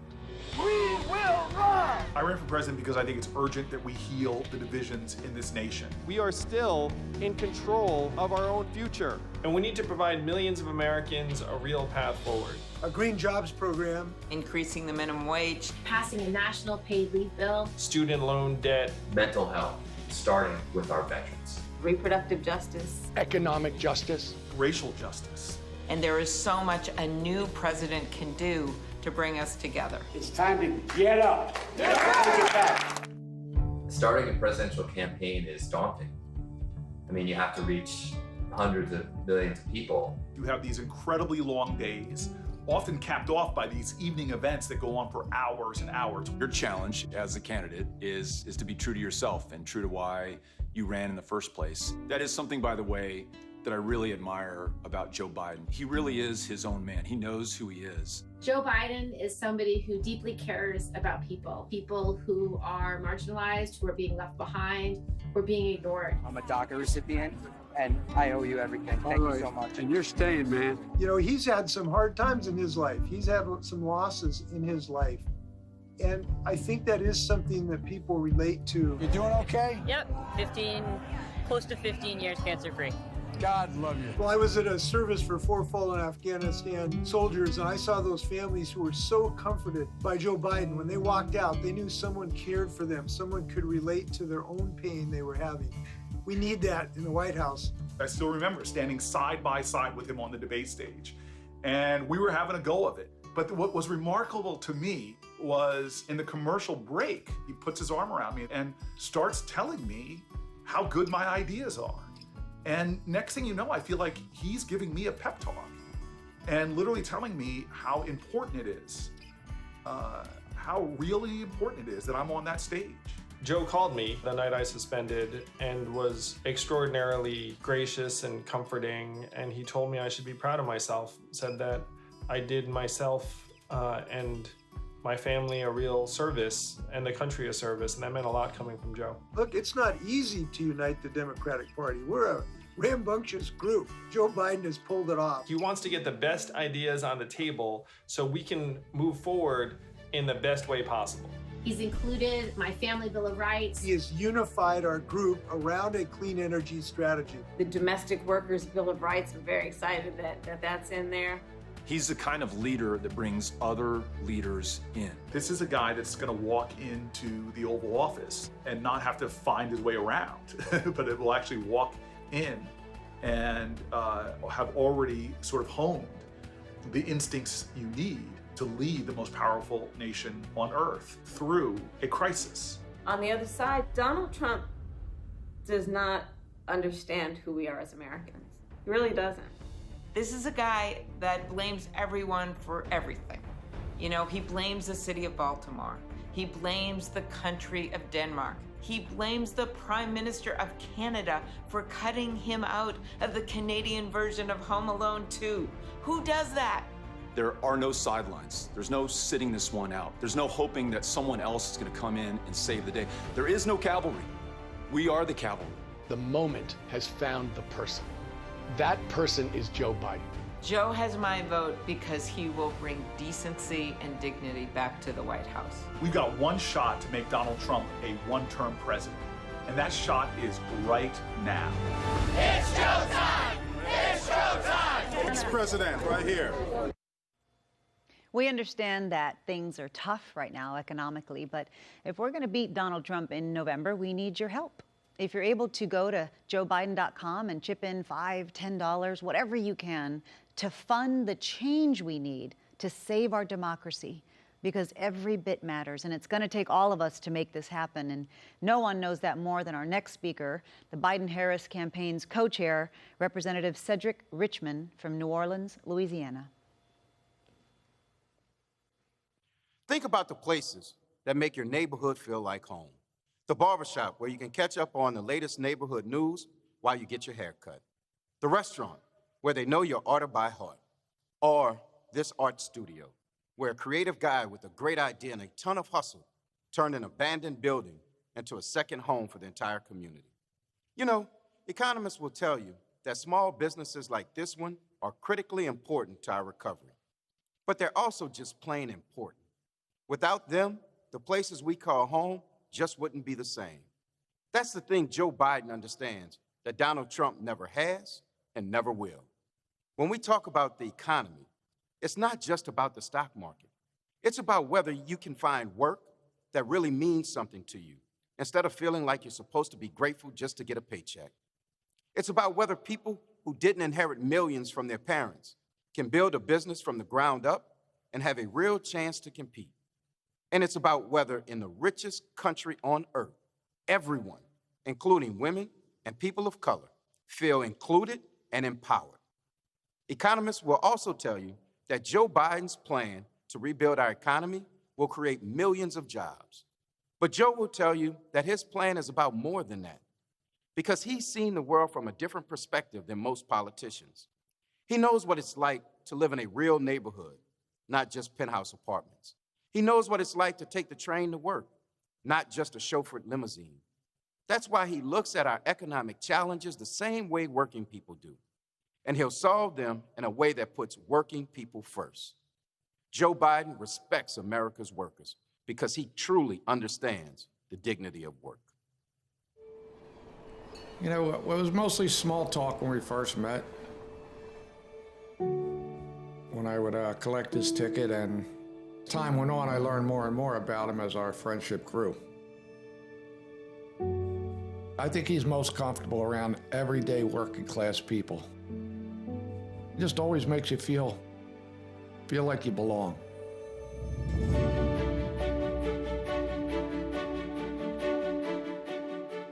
For more than 30 years, Joe Biden took the train to work. As a single dad, he promised to be home to kiss the boys every night and then make them breakfast in the morning. When he got on the train, everyone seemed equal to him. He had time for everybody. Joe was a regular. He bought rounds of coffee for fellow passengers and crew, and he got to know the people he traveled with. These guys broke their necks. They're always rocking, keeping their balance, collecting tickets, help people with their bags that were heavy as hell. And they're doing this for hours. And we became really good friends. He was very interested in my life, my children. As time went on, my grandchildren. People don't do that today. People don't even take time out to say hello or nod their head to the average working person. They looked at us like we were important people. He would treat the conductor the same as he would the President of the United States. That is what Dad taught us, that everybody deserves to be treated with dignity and respect. After Joe became vice president, he cut down on his commute, but he kept in touch. When Greg Weaver had a heart attack, he got a phone call. I was in a barber shop in New York City, and the phone rings. And sure enough, it was Vice President Biden asking me how I'm doing. He wanted to know the whole story. It's kind of funny that you're talking to the Vice President of the United States, but if I would have told them people in the barber shop, I don't think they would have believed me. I'm not saying it like it was me and I was anything special. Everybody was special to him. We have heroes all over this country, and a lot of the essential workers out there that we don't even see, that are behind the scenes. They're keeping this country going. He understands that. The average guy is important to him. The average guy is important to him.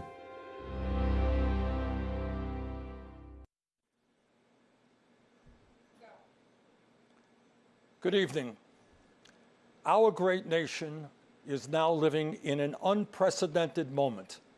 We're facing the worst public health crisis in 100 years and the worst economic collapse since the Great Depression.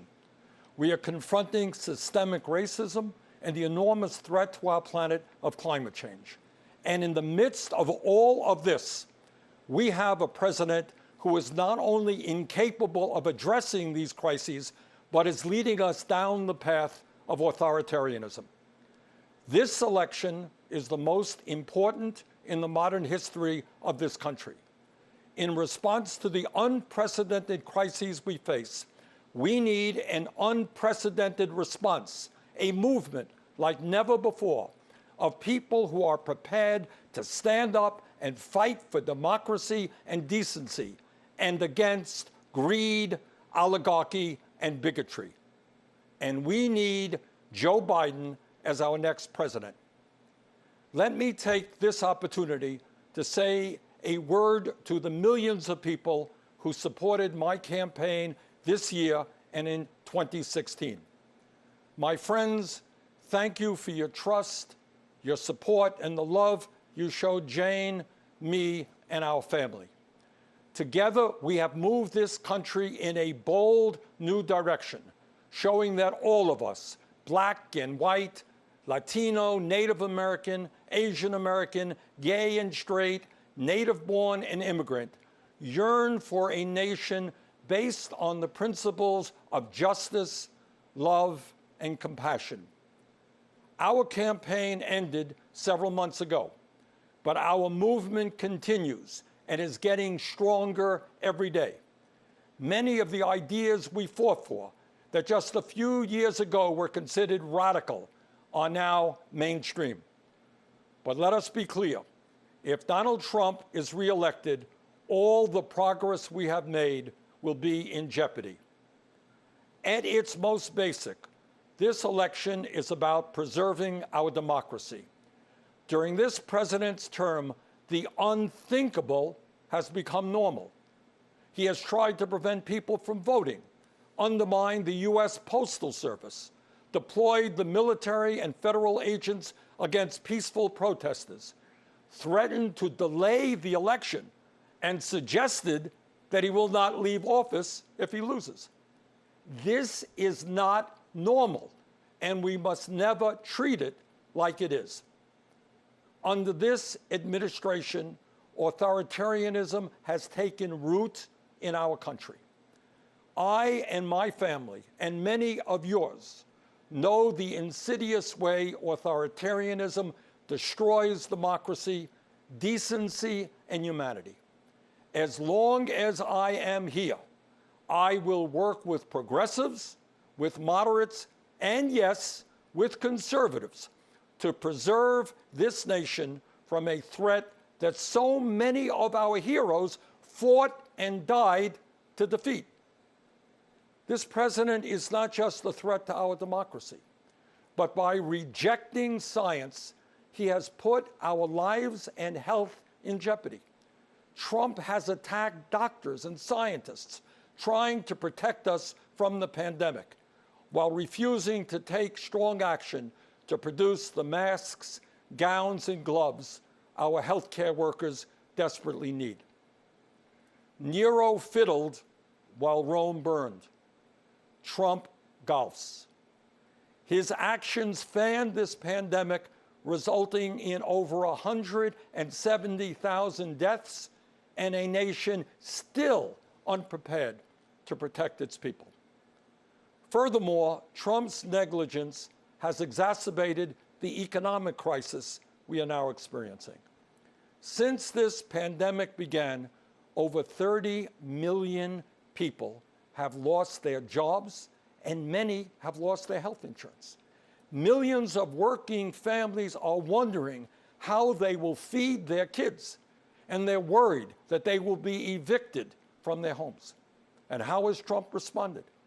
Instead of maintaining the $600 a week unemployment supplement that workers were receiving and the $1,200 emergency checks that many of you received, instead of helping small businesses, Trump concocted fraudulent executive orders that do virtually nothing to address the crisis while threatening the very future of Social Security and Medicare. But the truth is that even before Trump's negligent response to this pandemic, too many hardworking families have been caught on an economic treadmill with no hope of ever getting ahead. Together, we must build a nation that is more equitable, more compassionate, and more inclusive. I know that Joe Biden will begin that fight on day one. Let me offer you just a few examples of how Joe will move us forward. Joe supports raising the minimum wage to $15 an hour. This will give 40 million workers a pay raise and push the wage scale up for everyone else. Joe will also make it easier for workers to join unions, create 12 weeks of paid family leave, fund universal pre-K for 3- and 4-year-olds, and make child care affordable for millions of families. Joe will rebuild our crumbling infrastructure and fight the threat of climate change by transitioning us to 100% clean electricity over the next 15 years. These initiatives will create millions of good-paying jobs all across our country. As you know, we are the only industrialized nation not to guarantee health care for all people. While Joe and I disagree on the best path to get universal coverage, he has a plan that will greatly expand health care and cut the cost of prescription drugs. Further, he will lower the eligibility age of Medicare from 65 down to 60. To help reform our broken criminal justice system, Joe will end private prisons and detention centers, cash bail, and the school-to-prison pipeline. And to heal the soul of our nation, Joe Biden will end the hate and division Trump has created. He will stop the demonization of immigrants, the coddling of white nationalists, the racist dog whistling, the religious bigotry, and the ugly attacks on women. My friends, I say to you, to everyone who supported other candidates in the primary, and to those who may have voted for Donald Trump in the last election, the future of our democracy is at stake. The future of our economy is at stake. The future of our planet is at stake. We must come together, defeat Donald Trump, and elect Joe Biden and Kamala Harris as our next president and vice president. My friends, the price of failure is just too great to imagine. Thank you.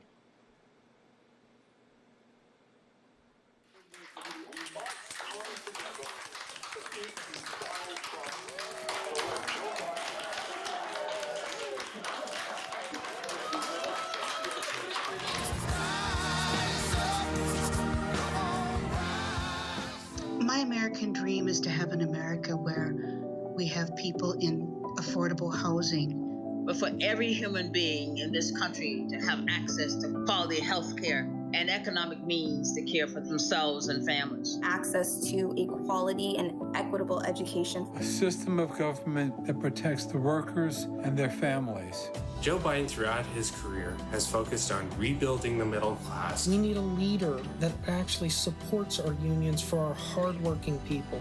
Real leadership to show genuine support for small businesses during this downturn due to the COVID crisis. I believe Joe Biden has the experience, the platform, and the empathy to build America back better. He wants good things for all Americans, not just a select few.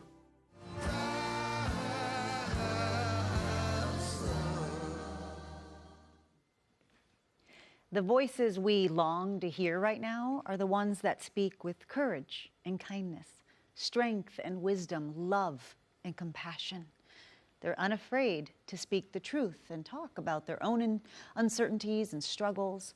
They make us feel seen and inspire us to become the best versions of ourselves. Our next speaker is that for all of us. It is my honor and privilege to introduce the former First Lady, Michelle Obama. Good evening, everyone. It's a hard time, and everyone's feeling it in different ways. And I know a lot of folks are reluctant to tune into a political convention right now, or to politics in general. Believe me, I get that. But I am here tonight because I love this country with all my heart. And it pains me to see so many people hurting. I've met so many of you. I've heard your stories. And through you, I have seen this country's promise. And thanks to so many who came before me, thanks to their toil and sweat and blood, I've been able to live that promise myself. That's the story of America. All those folks who sacrificed and overcame so much in their own times because they wanted something more, something better for their kids. There's a lot of beauty in that story. There's a lot of pain in it too. A lot of struggle and injustice and work left to do. And who we choose as our president in this election will determine whether or not we honor that struggle and chip away at that injustice and keep alive the very possibility of finishing that work. I am one of a handful of people living today who have seen firsthand the immense weight and awesome power of the presidency. And let me once again tell you this: the job is hard. It requires clear-headed judgment, a mastery of complex and competing issues, a devotion to facts and history, a moral compass, and an ability to listen, and an abiding belief that each of the 330 million lives in this country has meaning and worth.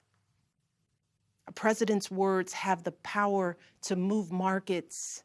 They can start wars or broker peace. They can summon our better angels or awaken our worst instincts.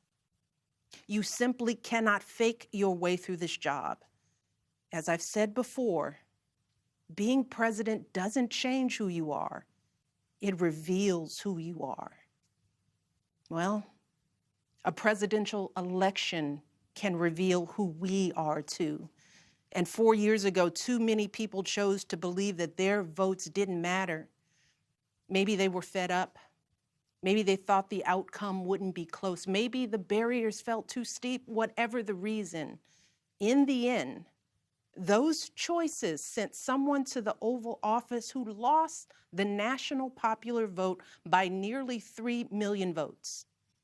In one of the states that determined the outcome, the winning margin averaged out to just 2 votes per precinct. 2 votes. And we've all been living with the consequences. When my husband left office with Joe Biden at his side, we had a record-breaking stretch of job creation. We'd secured the right to health care for 20 million people. We were respected around the world, rallying our allies to confront climate change. And our leaders had worked hand in hand with scientists to help prevent an Ebola outbreak from becoming a global pandemic. 4 years later, the state of this nation is very different. More than 150,000 people have died, and our economy is in shambles because of a virus that this president downplayed for too long. It has left millions of people jobless. Too many have lost their health care. Too many are struggling to take care of basic necessities like food and rent.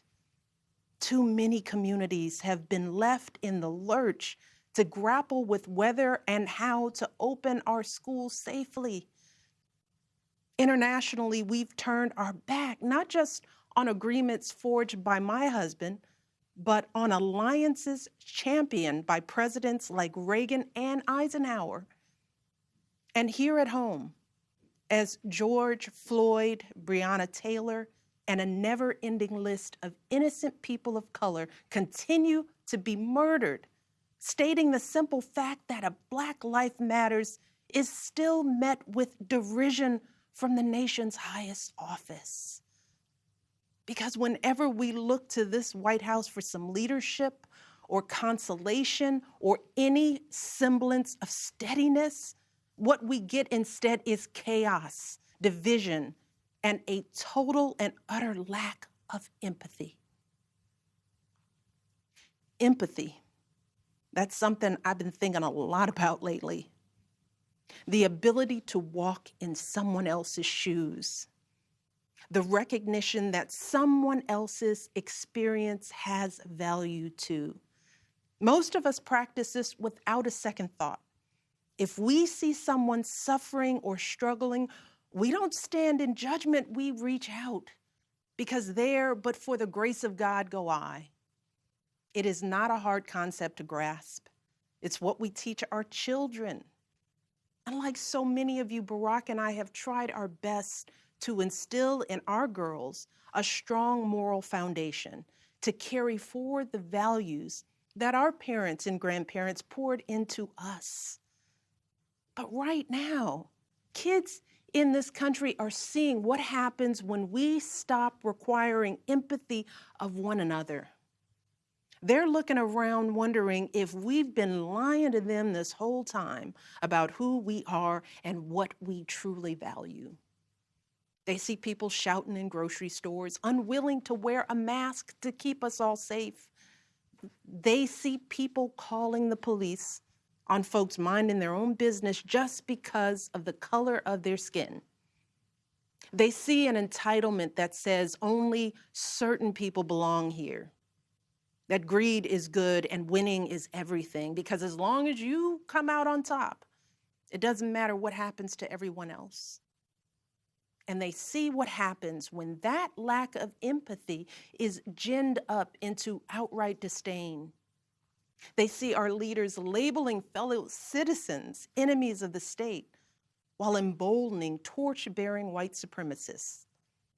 They watch in horror as children are torn from their families and thrown into cages, and pepper spray and rubber bullets are used on peaceful protesters for a photo op. Sadly, this is the America that is on display for the next generation. A nation that's underperforming not simply on matters of policy, but on matters of character. And that's not just disappointing, it's downright infuriating. Because I know the goodness and the grace that is out there in households and neighborhoods all across this nation. And I know that regardless of our race, age, religion, or politics, when we close out the noise and the fear and truly open our hearts, we know that what's going on in this country is just not right. This is not who we want to be. So what do we do now? What's our strategy?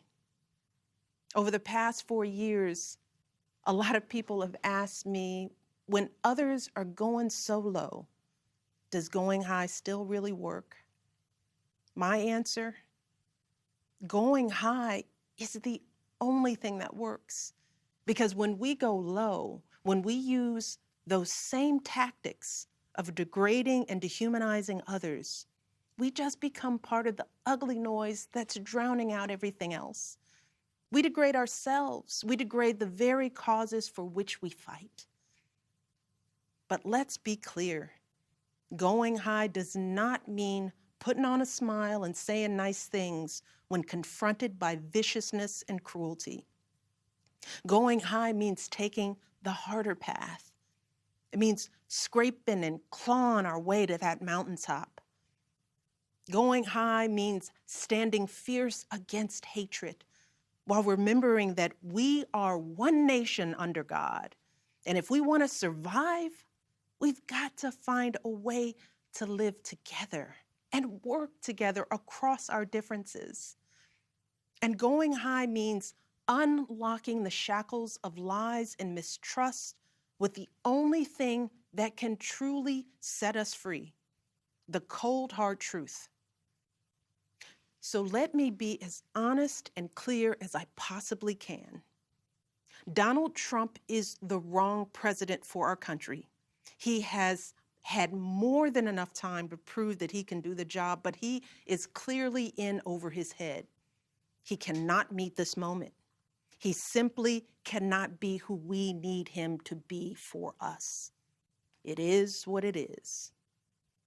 Now, I understand that my message won't be heard by some people. We live in a nation that is deeply divided, and I am a Black woman speaking at the Democratic Convention. But enough of you know me by now. You know that I tell you exactly what I'm feeling. You know I hate politics. But you also know that I care about this nation. You know how much I care about all of our children. So if you take one thing from my words tonight, it is this. If you think things cannot possibly get worse, trust me, they can and they will if we don't make a change in this election. If we have any hope of ending this chaos, we have got to vote for Joe Biden like our lives depend on it. I know Joe. He is a profoundly decent man, guided by faith. He was a terrific vice president. He knows what it takes to rescue an economy, beat back a pandemic, and lead our country. And he listens. He will tell the truth and trust science. He will make smart plans and manage a good team. And he will govern as someone who's lived a life that the rest of us can recognize. When he was a kid, Joe's father lost his job. When he was a young senator, Joe lost his wife and his baby daughter. And when he was vice president, he lost his beloved son. So Joe knows the anguish of sitting at a table with an empty chair, which is why he gives his time so freely to grieving parents. Joe knows what it's like to struggle, which is why he gives his personal phone number to kids overcoming a stutter of their own. His life is a testament to getting back up. And he is going to channel that same grit and passion to pick us all up, to help us heal and guide us forward. Now, Joe is not perfect, and he'd be the first to tell you that. But there is no perfect candidate, no perfect president. And his ability to learn and grow, we find in that the kind of humility and maturity that so many of us yearn for right now. Because Joe Biden has served this nation his entire life without ever losing sight of who he is. But more than that, he has never lost sight of who we are, all of us. Joe Biden wants all of our kids to go to a good school, see a doctor when they're sick, live on a healthy planet. And he's got plans to make all of that happen. Joe Biden wants all of our kids, no matter what they look like, to be able to walk out the door without worrying about being harassed or arrested or killed. He wants all of our kids to be able to go to a movie or a math class without being afraid of getting shot. He wants all our kids to grow up with leaders who won't just serve themselves and their wealthy peers, but will provide a safety net for people facing hard times. And if we want a chance to pursue any of these goals, any of these most basic requirements for a functioning society, we have to vote for Joe Biden in numbers that cannot be ignored. Because right now, folks who know they cannot win fair and square at the ballot box are doing everything they can to stop us from voting. They're closing down polling places in minority neighborhoods. They're purging voter rolls. They're sending people out to intimidate voters, and they're lying about the security of our ballots. These tactics are not new. But this is not the time to withhold our votes in protest or play games with candidates who have no chance of winning. We have got to vote like we did in 2008 and 2012. We've got to show up with the same level of passion and hope for Joe Biden. We've got to vote early, in person if we can. We've got to request our mail-in ballots right now, tonight, and send them back immediately. And follow up to make sure they're received. And then make sure our friends and families do the same. We have got to grab our comfortable shoes, put on our masks, pack a brown bag dinner, and maybe breakfast too, because we've got to be willing to stand in line all night if we have to. Look, we have already sacrificed so much this year. So many of you are already going that extra mile. Even when you're exhausted, you're mustering up unimaginable courage to put on those scrubs and give our loved ones a fighting chance. Even when you're anxious, you're delivering those packages, stocking those shelves, and doing all that essential work so that all of us can keep moving forward. Even when it all feels so overwhelming, working parents are somehow piecing it all together without childcare. Teachers are getting creative so that our kids can still learn and grow. Our young people are desperately fighting to pursue their dreams. And when the horrors of systemic racism shook our country and our consciences, millions of Americans of every age, every background rose up to march for each other, crying out for justice and progress. This is who we still are. Compassionate, resilient, decent people whose fortunes are bound up with one another. And it is well past time for our leaders to once again reflect our truth.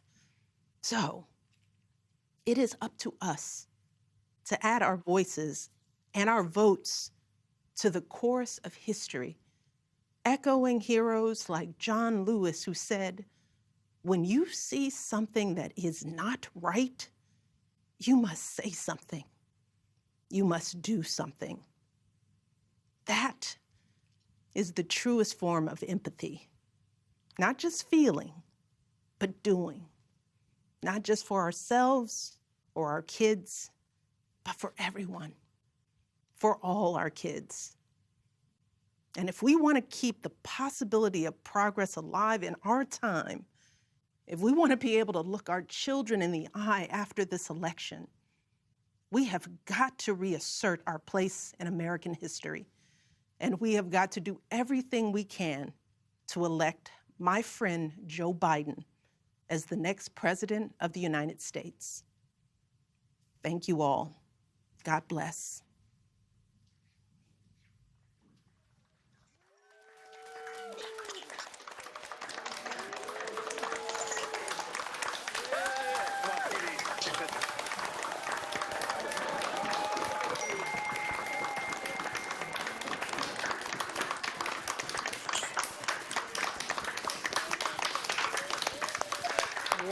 Wow. Thank you, Michelle Obama. You are what we miss in this country. We need more of that example. Thank you so much for being part of this unconventional convention. Thanks to all of y'all who have been tuning in. It's a convention about you and for you, the American people. This is our chance to hear from those who will be leading us out of our nation, out of the current crises on the economy, the pandemic, racial injustice, to listen and to learn about Joe Biden and Kamala Harris's plans to bring about changes we all need. This is our chance to unite across America. In addition, we'll call the roll and we'll hear from the future First Lady, Dr. Jill Biden. I want to thank you again for joining us. Join us the rest of the week. This is your convention. This is your campaign. And we, the people, are going to save this democracy in November. Right now, Billy Porter and Stephen Stills are going to remind us what it's all worth. Good night.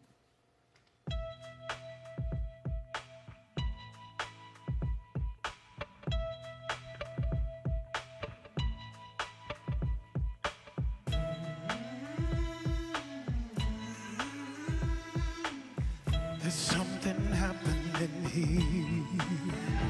What it is ain't exactly clear.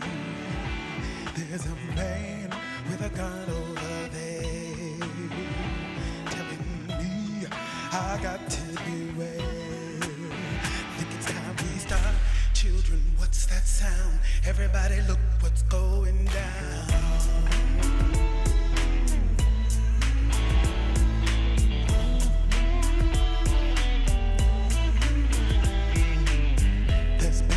Lines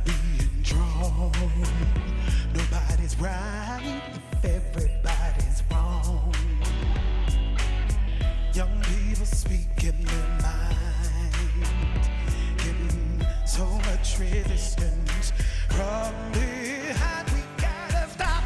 Children, what's that sound? Everybody look what's going down.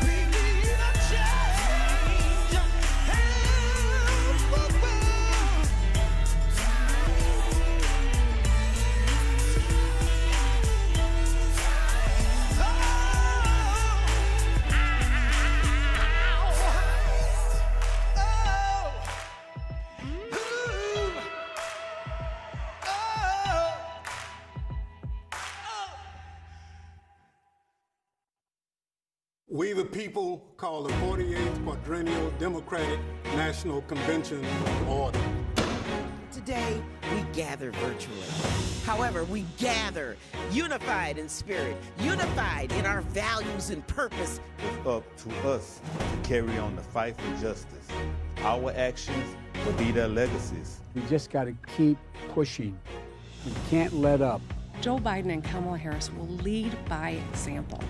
It'll be science, not politics or ego, that will drive their decisions. They know the health of our people goes hand in hand with the strength of our economy. My dad was a healthy 65-year-old. His only pre-existing condition was trusting Donald Trump, and for that, he paid with his life. The future of our democracy is at stake. The future of our economy is at stake. The future of our planet is at stake. If we want to be able to look our children in the eye after this election, we have got to reassert our place in American history. And we have got to do everything we can to elect my friend Joe Biden as the next president of the United States. Hello, I am Pastor Jerry Young. Let us pray together. Almighty God, we are grateful to you for having granted to our nation the democratic ideal by which our destiny may be fashioned. We are thankful to you for having blessed these United States of America to survive the climate of confusion and chaos, racism and injustice, uncertainty, helplessness, and irresponsibility. We now, O Lord, invoke your presence and participation throughout the life of this convention. It is our prayer that you will enable this convention to produce a vision that will promote healing, hope, and health for our nation, a vision that will inspire, inform, and be inclusive of all Americans, a vision that will rekindle in us a renewed commitment to the high ideal of our democracy, that we are created equal and are endowed by the Creator with certain inalienable rights, that among these are life, liberty, and the pursuit of happiness. We would pray that you would grant to those to whom we will entrust with the authority of government to be competent, compassionate, courageous, committed, and consecrated, and guide us, the people, to support them in all good and wise legislation, that we all may prosper under an equal law, defend our liberties, and grant us a sense of our own responsibility, achieve unity of purpose among us, and grant unto us the victory of faith and freedom in the ideas to which we are committed as a nation. Strengthen us with honor and grant us peace. Provide us, O God, with the strength and spiritual sustenance to do justly, to love mercy, and to walk humbly with our God. In the strong name of Jesus, amen.